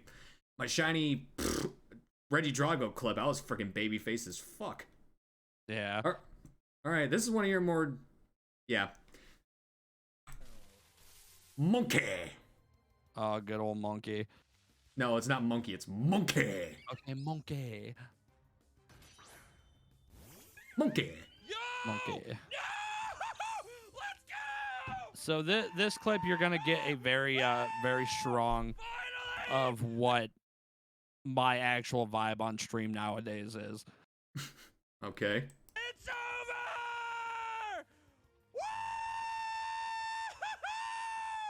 Yeah, so like I said, I'm a little delayed, so I'm a little behind it. But yeah. Monkey Chimchar was my first ever attempted, I guess you can say, full odds shiny hunt that I've ever done. It took me a month and a half when BDSP first came out. Very painful. The fact that I got Arceus before Chimchar is sad. The fact that I got Regieleki before Darkrai is beyond me. Yeah. Well, and the other thing that it's kind of fucked now that I'm thinking about it, but I shiny hunted Chimchar in Platinum as well. And I got it in 534 resets. That was the 8,000 odds. You're like, what it won the in fuck? 8192. Yeah, like, what the fuck? I was so pissed when I got it, and I was like, you've got to be fucking kidding me. Hey, your full odds luck. Hey, your full odds luck be pouring out of you like freaking sweat on pigs. Yeah, I've heard. Yeah, give it to me, you motherfucker. Fun fact, during our Yoha days, you got pissed at me when I freaking was railing shinies left and right during the fall. Yeah. I actually like the last day of fall 2021. I came into your chat and said I got a second shiny Zorua. Your exact reaction was, "Dude, Spence, save some shinies for the rest of us, asshole." Yeah, well, you popped off that time. Like, was that for camp? Yeah, that was. You popped in for. Yeah, you popped off that camp. That was my first camp. Yeah. I've said it before and I'll say it again. I have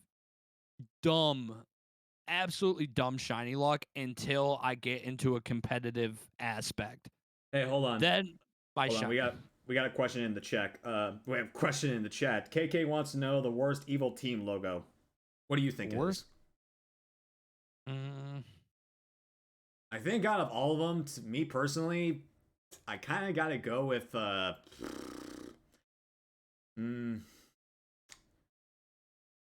does the jeez does the what am I trying to think? We can't say Team Yell because that's our team's logo. Right. But what does the jeez? I'm gonna say Team Star. I'm having a brain fart in his name. Jeez. Rose. Does the Rose Corporation have a set logo? I don't think so. No. If it was, I'd say that. But I kind of gotta. I guess I can agree with you on the Team Star deal. All the other ones are just too iconic. It's just a star. I mean, That's all it is.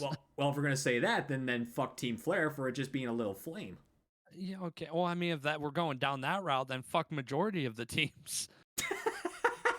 Because they only have like this little logo. But no, like the Team Star logo is just kind of like you said. Most of them are iconic. Where Team Star is just like I feel like it's the new group, so it's like instantly gotta be like, yeah, fuck them. I see. Okay, so back to what you were trying to say. I don't remember what I was saying.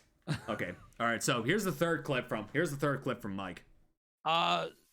Third clip is my first ever full odds Safari shiny. Yeah, I don't take Safari Week.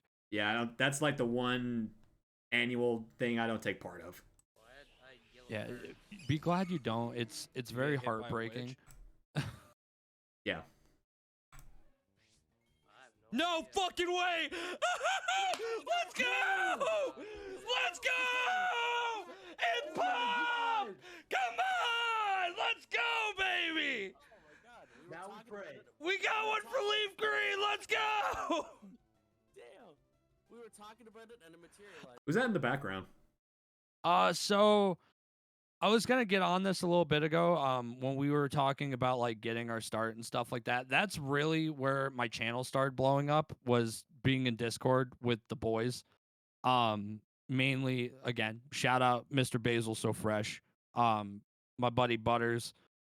Just a bunch of the guys. We would always just sit in Discord calls while I was streaming. And I sat with them in a Discord call when I was doing Safari for the first time. So it was Basil, my buddy Fudge, my buddy Luck, and then I want to say my buddy Butters was in there.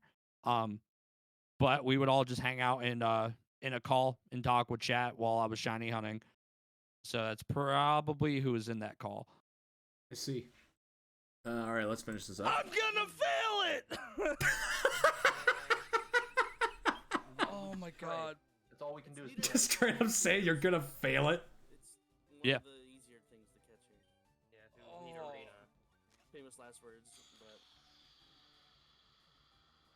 Three. Well, you gotta think You were though, saying, too, dumbass? it was my first Safari. I don't know how catch rates worked then, so I was like, I'm just gonna fail it, and I got lucky and I caught it first ball. All right, so I've selected 3 of my clips. 2 of them, I got 3 of them. 2 of them were from my Poké Network days, and one of them is one of my most recent ones, but it's one of my most popular ones. Okay. But yeah, it's this one. During the Team Yell Shiny race, I think you know about this. This one I was going against OSHA. Okay. But, yeah. Oh yeah, I know what this is. Yeah. Thank you so much for the follow. Welcome to the Goon Squad. Look at my face. Do I look like John Wick to you? Like, that's back when my hair was still to my shoulders. Yeah, I could see it. Yeah, even before that, I still got Neo comments all the time. But anyway, Amazing day, my goon. Yeah, I can tell you lied. I mean, after all, no shiny popped up. I mean, it's not gonna say, hey, look, the shiny legend's gonna pop up right now. Holy fuck, no!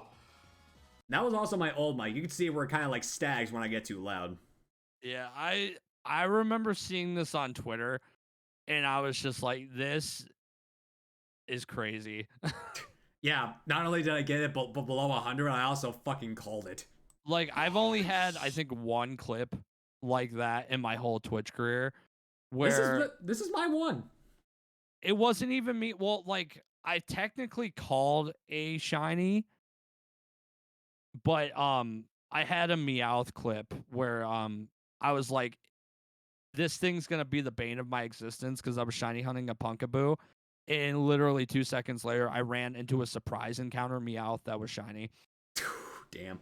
We also got a question from Basil now. What would you say is your favorite moment on stream that you always look back to? Doesn't have to be getting a shiny. Oh, That's actually a tough one because I do a lot of Pokemon stuff. I don't do just shiny hunting, so it's like, is there like a moment that I can look back to that like defined something that wasn't shiny hunting? I mean, I have one in mind that wasn't really like it wasn't one particular moment, but it was a particular stream that really meaned a lot. Um, so those of you guys that know, I went to NAIC this past year in Ohio. One of the coolest things ever. I got to meet a lot of my friends that I've never met in like IRL, and I did a fundraiser on stream, not thinking I was gonna get anything because I was asking for a lot. Because this trip was gonna cost a lot, and just seeing the support, I guess, is like easily hands down one of my best and favorite memories from streaming. Just to see how much people cared Now that I and think how, go yeah. ahead. Oh, and just how much support I got that day was insane. So yeah, easily probably one of my favorite moments. My favorite, if I can recall on that, then it has to be when I got laid off from the construction company, and then everyone started like giving me help with financial stability, and it's like I literally started breaking down, crying right here in this seat, just bawling my eyes out because I didn't think anybody would be this generous to me. Plus, also, I have my entire first hype train highlighted and clipped onto my channel. I believe it. Yeah, my very first hype train. I probably would have cried if I didn't have incentives in there. Like I ended up shaving my head on stream. I ended up my wife hit me in the face with a plate full of whipped cream and Standard. smashed an egg over my head. So I think with everything all mixed into one, probably is what kept me from crying. I also severely fucked up my stomach because I did the one chip challenge because of that, and I have can that tell you right now. I have that highlighted too. Like, my mouth was burning for like a solid hour, but then the aftermath. Whew, Oh, yeah, I'm pretty sure I got a stomach ulcer from that. I'm shocked that I didn't because I actually have a history of stomach ulcers. Yeah, it wasn't fun. It was I had, definitely a week of hell. I made sure my stomach was full of like carbohydrates and whatnot before the chip went in my stomach. Like I made sure my stomach was not empty. I made sure there was a decent amount of food in my stomach before I ate the chip. And then I just gulp down chocolate milk, ice cream just to calm it down. Oh, dude, I coated my stomach in bread. Did not help. Well, surprisingly, what I did worked. But anyway, let's get back to the clip. Let's go. Also, this is also back when I surpassed Skitty J for the longest Darkrai hunt on stream. You're still on that hunt. Fuck you. Quit reminding me. I'm hoping you get some luck, dude. It's rough at this point now. You're what? You're pushing 20K at this point now, aren't you? I just surpassed 17K. Oh dear lord. Yeah. So this is the shiny that everybody thought I was going to fail. I was doing an SBQ in Let's Go Eevee, and I was over the ledge, as you can see. Well, I'll just let the clip speak for itself. This is also back when Yeah, this is also kind of baby me. I had peach fuzz, but my beard wasn't fully grown. I mean, technically I could have grown it, but my beard, like every time I tried to grow it out, it always just got super, super itchy. But then as time rolled on, I'm like, yeah, fuck it. And I just grew it. But anyway. And it's not popped up on my...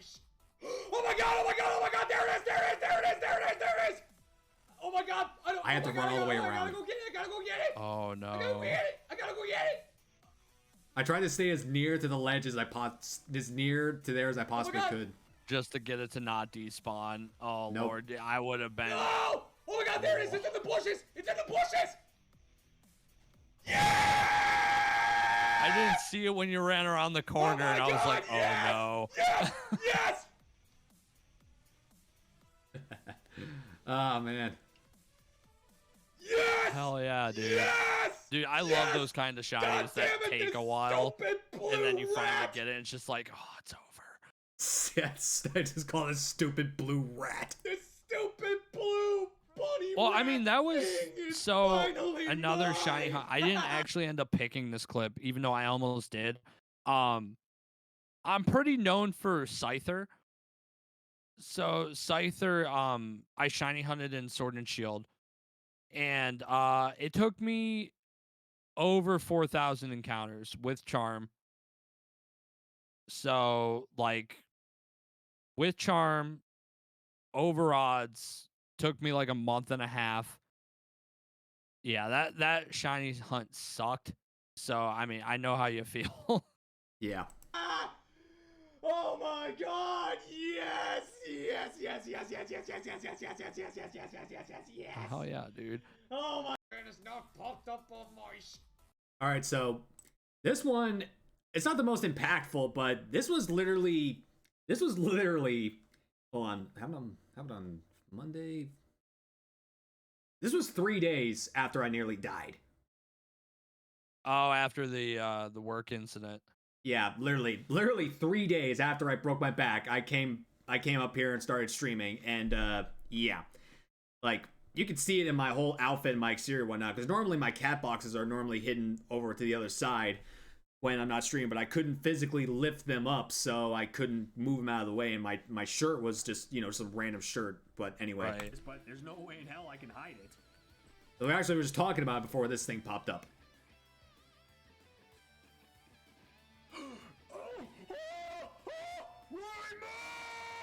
Oh, it's still such a good shiny.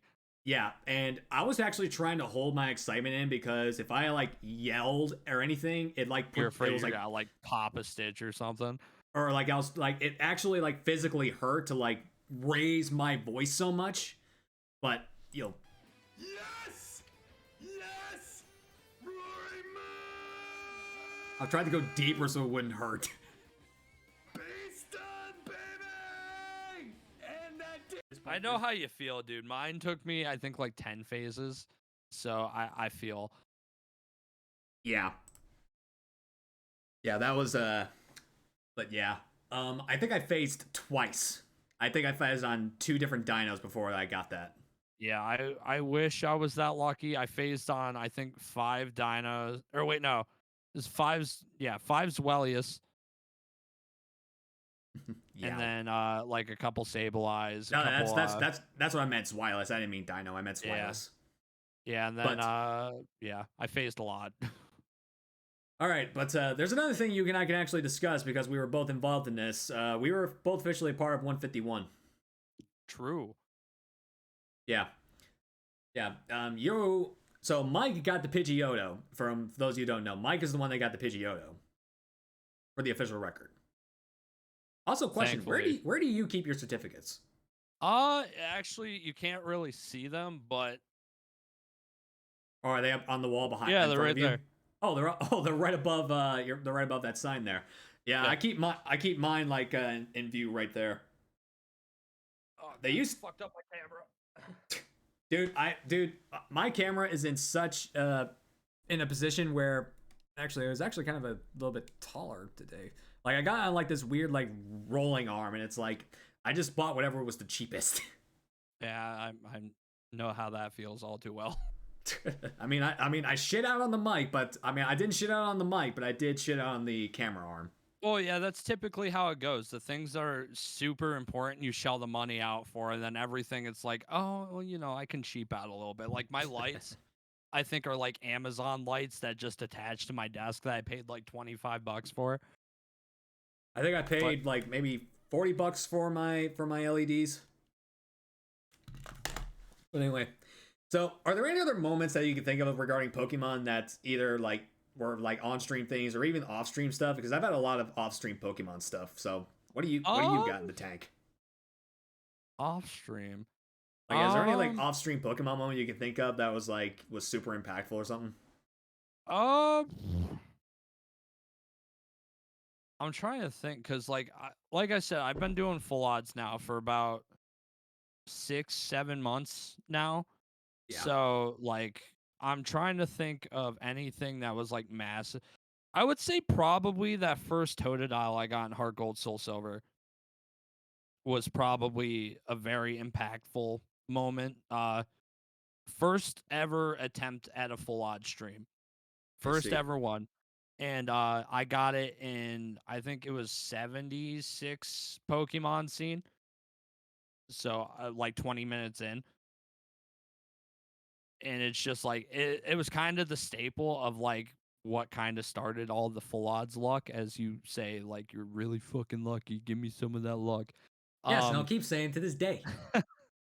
But no, it's one of those things that like it really got me started to become well known as a full odds hunter. I mean, it's easily one of my most viewed clips on YouTube at this point with over 23,000 views. So it's like, say what now? Yeah, it's at like Did you say 23K. 23K? Yeah, something like that, yeah. God damn it, man. None of my clips have even gone above 1,000. God damn it, man. Yeah, that one keeps getting picked up by the algorithm for some reason. Dude, the algorithm's been fucking with me big time the past like month, man. Big time. Well, here, wait, give me 2 seconds. I can look it up and tell you exactly. Last time I checked, it was like 23K, but it could be higher. 23. It's actually it's almost to 25 now. God damn. Yeah, 24,564. Damn it, man. Bidoof Hey, plush. thanks, Sog. Where do you see a Bidoof? I don't see a Bidoof plush. Yeah. Oh, right. Oh, I see it now. Oh, I see it now. Yeah, Sog was on the show previously. He was in season 1. But yeah, no, I would say that's probably what kind of got me started with the full odds hunts. And like, it's crazy. It's to the point now where like people that I started watching, that were full odds hunters, like know who I am now. And like they pop into my streams and stuff like that. And it's just kind of crazy. So yeah, like, I just wish social media just wouldn't fuck with me so much where someone would know who I was based off something. Like, I'll say this right fucking now. If I don't go viral because of this fucking Darkrai, I'm gonna be beyond pissed. If this Darkrai clip does not go viral, I'm going to be fucking pissed. This is nearly 2 years of my life down the fucking shitter. Yeah, you're low-key starting to turn into the Rev of Darkrai. The Rev of Darkrai. If I go 4 fucking years trying to find this thing, like, God help us all. I'm telling you, you know, if you don't get it by the end of this year, next year's your year. I don't even know what I'm going to be doing next year. I don't even know what I'm going to plan to be doing. I mean, obviously I'm still going to be doing this, but I have no idea what my plans are. Which is the last talking point we'll get to in a minute. But yeah, the next thing we normally talk about is any Pokemon related news. Like projects and stuff? Nah, just like overall like Pokemon news and stuff like that. Or like stuff that's been going on. Yeah, kind of. Like sometimes I look at articles and see if we can like there's like a Screen Rant article that I look up and see if we agree with what is they're saying and whatnot, or there's like official news regarding like you know, not from the Pokemon company, from just like worldwide sources regarding stuff.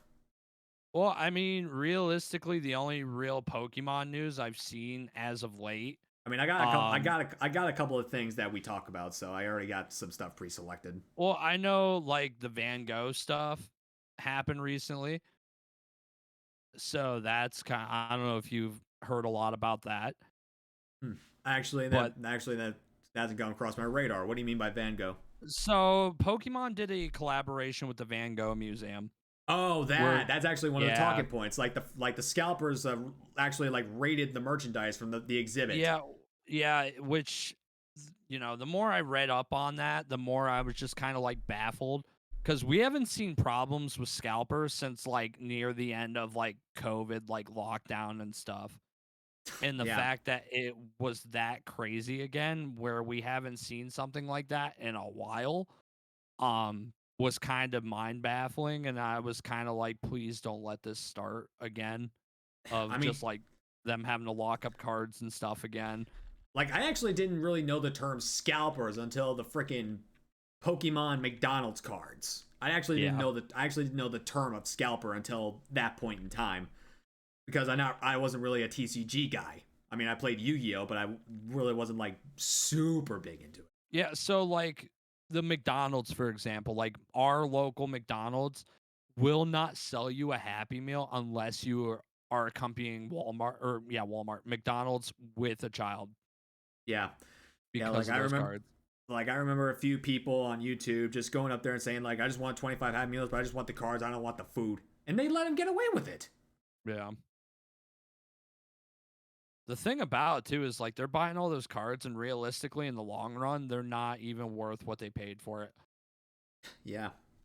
True that. So it's just like, more power to you. You don't want to waste your money on that. It's gotten to the point now where people have just gotten sick of scammers.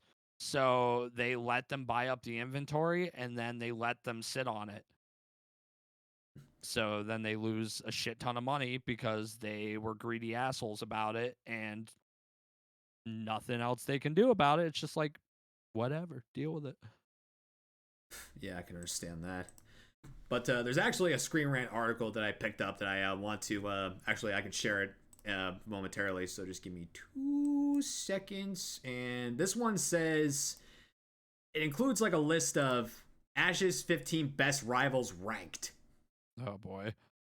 Yeah, I actually have not read this list. I don't know if it's in any order or anything, but I'm just gonna like scroll down and see what this thing actually has. Okay, first off, that guy's not a rival. He's just some dancing fat ass in a shit game. Okay, yeah, I remember this guy. Yeah. Yeah, I That's wouldn't guy. really consider him a rival. He's not a rival. He ain't no Yeah. rival. Nah, no rival at all. Okay, Morrison, I definitely can't see. Did you watch the Gen 3 anime? I did not know. That's who this guy is. He was in the Gen 3 anime type. He had a Metang, a Steelix, a Growlithe, a Swampert. I don't know. I don't remember the other two. I know he had those 4, but I don't remember the other 2. But he was actually a pretty decent rival with Ash. Okay. I can definitely see this guy. Yeah, definitely. No. I'm not as accustomed with the anime rivals just because like the last time I watched anime was like Johto. I see. Yeah, I'm a little behind. Yeah, well, for this guy, he's not a rival either. It's the same concept in the games. He's this freaking stupid kid. Yeah, he was in the game. He was annoying as shit. Yeah, one of the most he annoyed me more than Barry. Well, see, no, like he's still not my least favorite. Like out of every single rival in every game, the one I hate the most is Hop. Oh God. Okay, he has one saving grace. He captured a Zacian or Zamazenta. One saving grace. Otherwise, no. No, other than that though, like he can burn in a fiery pit. Like I hate Hop so much. Yeah, I don't like this guy a lot. Yeah, Hal's kind of a pain in the ass though too. Right on. I didn't expect him to make this list.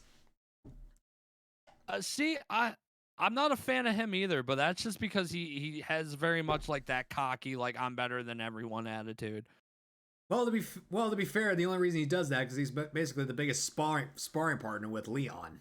Oh yeah. But still, like, Ash did. Before I even saw him in the anime, I like just playing the game and seeing him like with the camera and stuff. Like he was Iono before Iono. True that. Barry. Well, I don't think we ever got like a full-fledged Barry versus Ash battle thanks to Paul, but I would say he was just as annoying in the game as he was in the anime. Yeah, Barry's one of those. Yeah, no, he's pretty annoying. Like my first playthrough of Gen 3, like I wasn't a fan of him. Like the first time I was like, oh, little kid, how cute. By the third time I was like, dude, just leave me alone. I'm trying to vibe over here. why is my rival so annoying? Exactly. He kept calling me. He's like, "Hey, want to battle?" And I'm like, "Hey, fuck off. No." Okay, Kiawe I can definitely see. Kiawe and Ash always had like a battling brother relationship in Right. Alola, so I can definitely see that. Let's see who Yeah, else I is on this remember list. hearing about it. I never watched it, but I remember hearing stories from the anime. Yeah, I Yeah. can get that. Trip, yeah. First off, not even gonna acknowledge this. Fuck that series. Not even gonna Oh, acknowledge it. yeah. Fuck that series. B, yes. B, I could definitely see as one of Ash's best rivals. B was, oh my god, I hated B during my first playthrough just because, again, I was first getting back accustomed with Pokemon, and B would whoop my ass at the very beginning. I actually liked B. I actually like B's like overall design. Yeah, I don't like how B became like the fairy gym leader. I think was the only thing I was kind of like, oh, you could have. You're thinking so of much cooler. Beed. You're thinking Oh of yeah, Beed. no, I'm thinking of Bead, not B. Okay, yeah. Yeah, Never you're thinking mind. of Beed. I got the names mixed up. Yeah, I was like, what are you Yeah, no, talking I got about? the names mixed up. That's on me. I also find it like very cute where she's normally like dead-eyed the whole time, and then if you see her in that one, like you see her in some photos and whatnot, and all of a sudden she has life in her eyes, so it's like, huh. Okay, there is something in there. Got it. Yeah.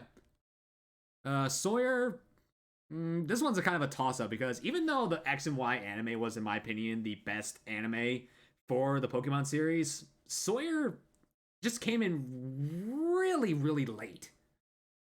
Yeah, I mean that's typically what happens when, you bring in someone late into a series. There's not really that emotional attachment Yeah, that like most people have with everyone else. yeah, I mean, to be fair, the X and Y anime had like a missing rival or whatnot, but I mean, I guess he kind of made up for it because this kid did get a Mega Sceptile, and he has a Salamence on top of that, so kudos to that. Okay, yeah, that's pretty cool then. All right, Richie. Oh, Ash's original rival. Oh, okay, yeah, I remember Richie now. These guys never really had a full battle, a true full battle, so I really can't get my input on this. Well, and they're not really like they weren't really like I would say they're rivals, but they were more friends than rivals. I think overall though. I can definitely see that.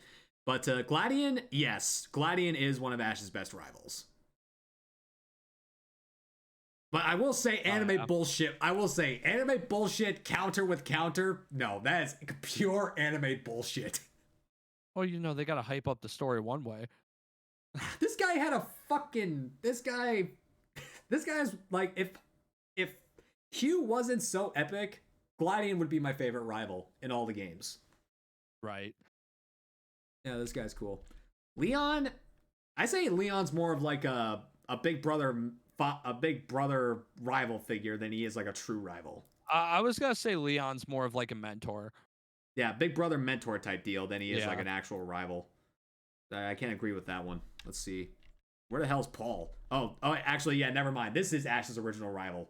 This is Ash's original true rival, Gary Oak. Oh, good old Gary. Yeah. Yeah, Gary's a good. Used to hate him when I was a kid, can appreciate him now. Yeah, me too. Alon, still super late introduction. True. Okay, still. Anime bullshit. Mega Charizard should not have beaten a fucking Greninja. No fucking way.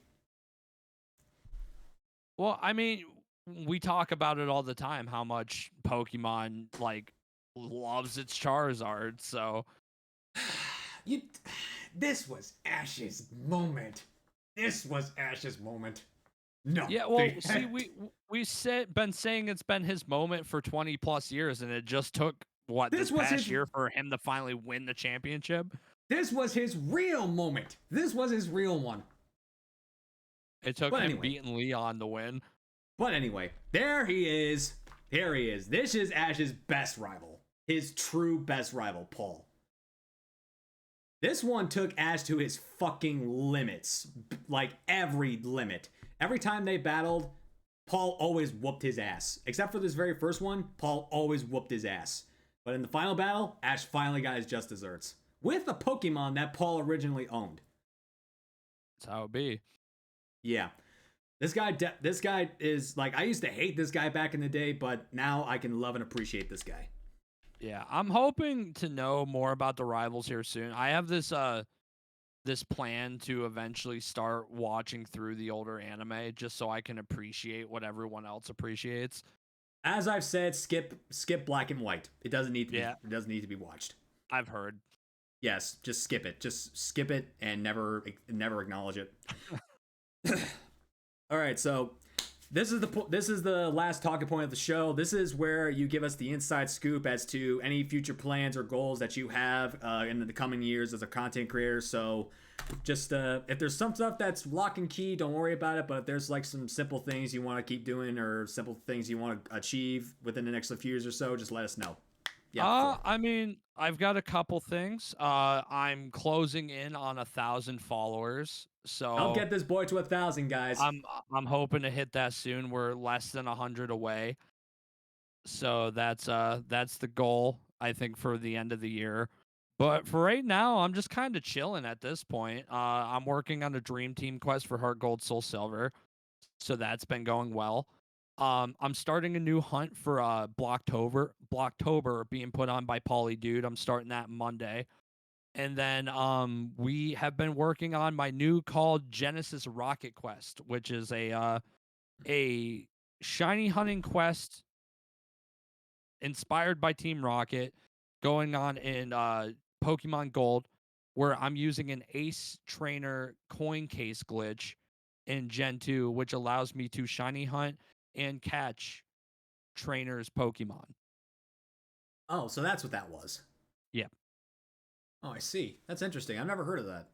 Yeah, it was found out by, I can't remember the other guy's name, but Oliver MKP has been really making strides with it. I see. And yeah, that's pretty much been, I think, a majority of what's been going on. I got those couple of things going on, and then yeah, just grinding away to 1K hopefully by the end of the year. Yeah, my goal is to hit 2K by the end of the year, but like I said, like I'm in a slump right now, so hopefully I can get out of it before too long. But yeah, I would have said that I wanted to finish up my Dark Lock series, but that unfortunately is no longer a thing anymore. So I did actually start a Detective Pikachu Returns Let's Play yesterday, which I introduced a brand new OC. I think you've seen it. I think you saw it. Detective Darkfall is what I call this. Yeah, guy. no, I was lurking in the stream. It was a lot of fun. Yeah, he was a cool. Yeah, he's a cool cat. People were saying I should make that my normal getup now. In all honesty, it looks really good. I mean, if I get myself a short sleeve black shirt with the vest and then the fedora hat, is like, yeah, why not just go with this as my normal look?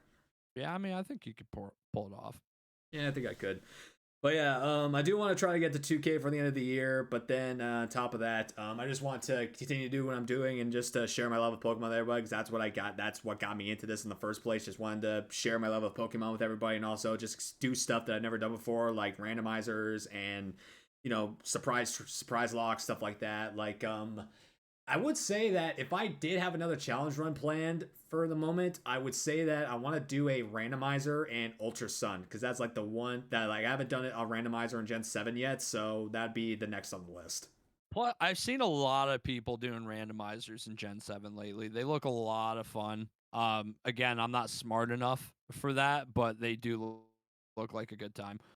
Yeah, they're an amazing time. My very first ever randomizer was in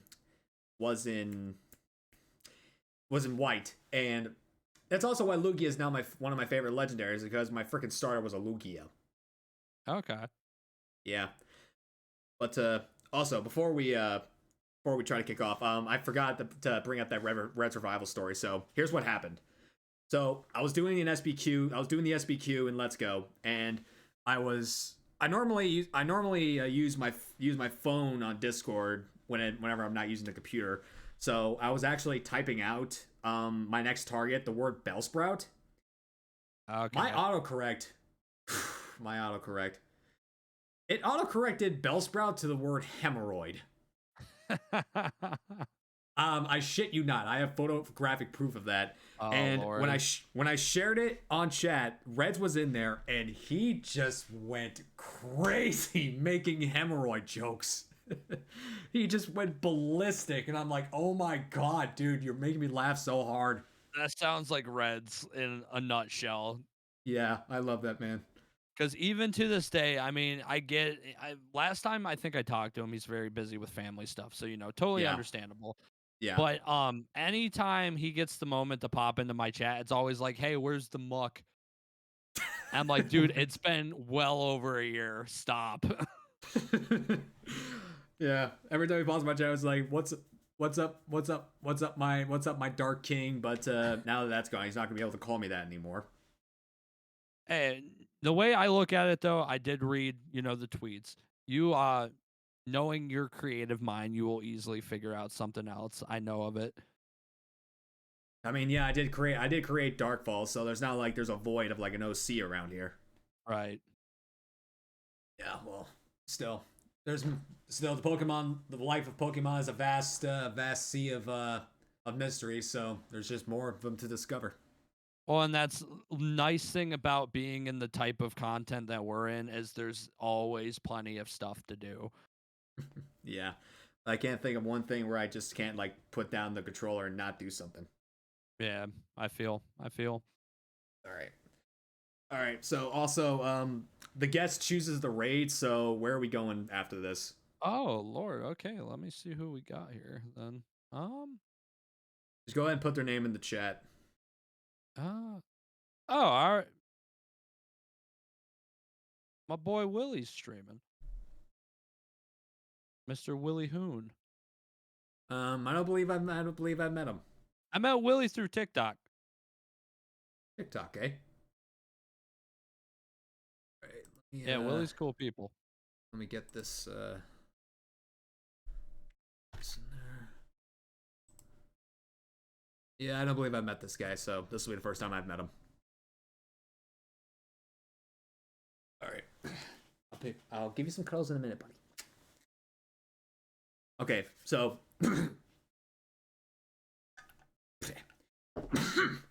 So again, Mike, I want to thank you so much for taking the time out of your day to sit down with us and let us pick your brain on what makes you the nerd you are. And it's always an honor to have you on the show, man. Hey, well, thanks for having me. Thanks for listening. And also, I appreciate you sporting the bow tie for Turbo. Hey, anytime, dude. Turbo is the homie, so anytime. Yeah, I mean, if you haven't really looked at the layout or the message below, the entire second season of the Poké Nerds Incorporated podcast is dedicated to our friend TheTrueTurbo, who unfortunately passed away back in July of this year. He was the very last showing Turbo ever had was on this show on the podcast, and it was just a few months before he passed, and it was the greatest honor of my journey to interview him. He was the biggest star, biggest hard guy I have ever met on this platform, and I'm gonna do everything I possibly can to keep it up, keep his name alive, dude. Anything I can. Yeah, remember to turn it the fuck up. Yeah. Every day. All right, I'm gonna get the raid messages in the chat, and we'll get the raid rolling. So how do you normally end a stream? Like, was there a certain outro you do? I mean, pretty much like, thanks for tuning in, guys. It was a good time. Typically we didn't find a shiny, so that's a pretty normal thing. But I'll be around. If you guys aren't following, go check out Pure Genesis on Twitch. So twitch.tv/PureGenesis. Help me get to 1K. I'll make a lol. But yeah, that's pretty much it. We'll catch you guys. Well, Spence will catch you guys in the next stream. I'll probably be lurking, and hopefully I'll see you guys around one of my streams sometime. I usually say stay safe, stay strong, stay tuned for Pokemon exclusive content, and as always, this has been the Top Goon, your man Spence. Beast out. I'll see you in the raid. Y'all have a great night, you nerds. But in honor of TheTrueTurbo, to end the podcast, I say stay safe, stay rockin', stay true to yourself. All right, okay. I'll have another podcast for you guys in a couple of weeks, and this will be the Halloween edition of the show. So expect some costumes. But all right, guys. Later, nerds. Yeah.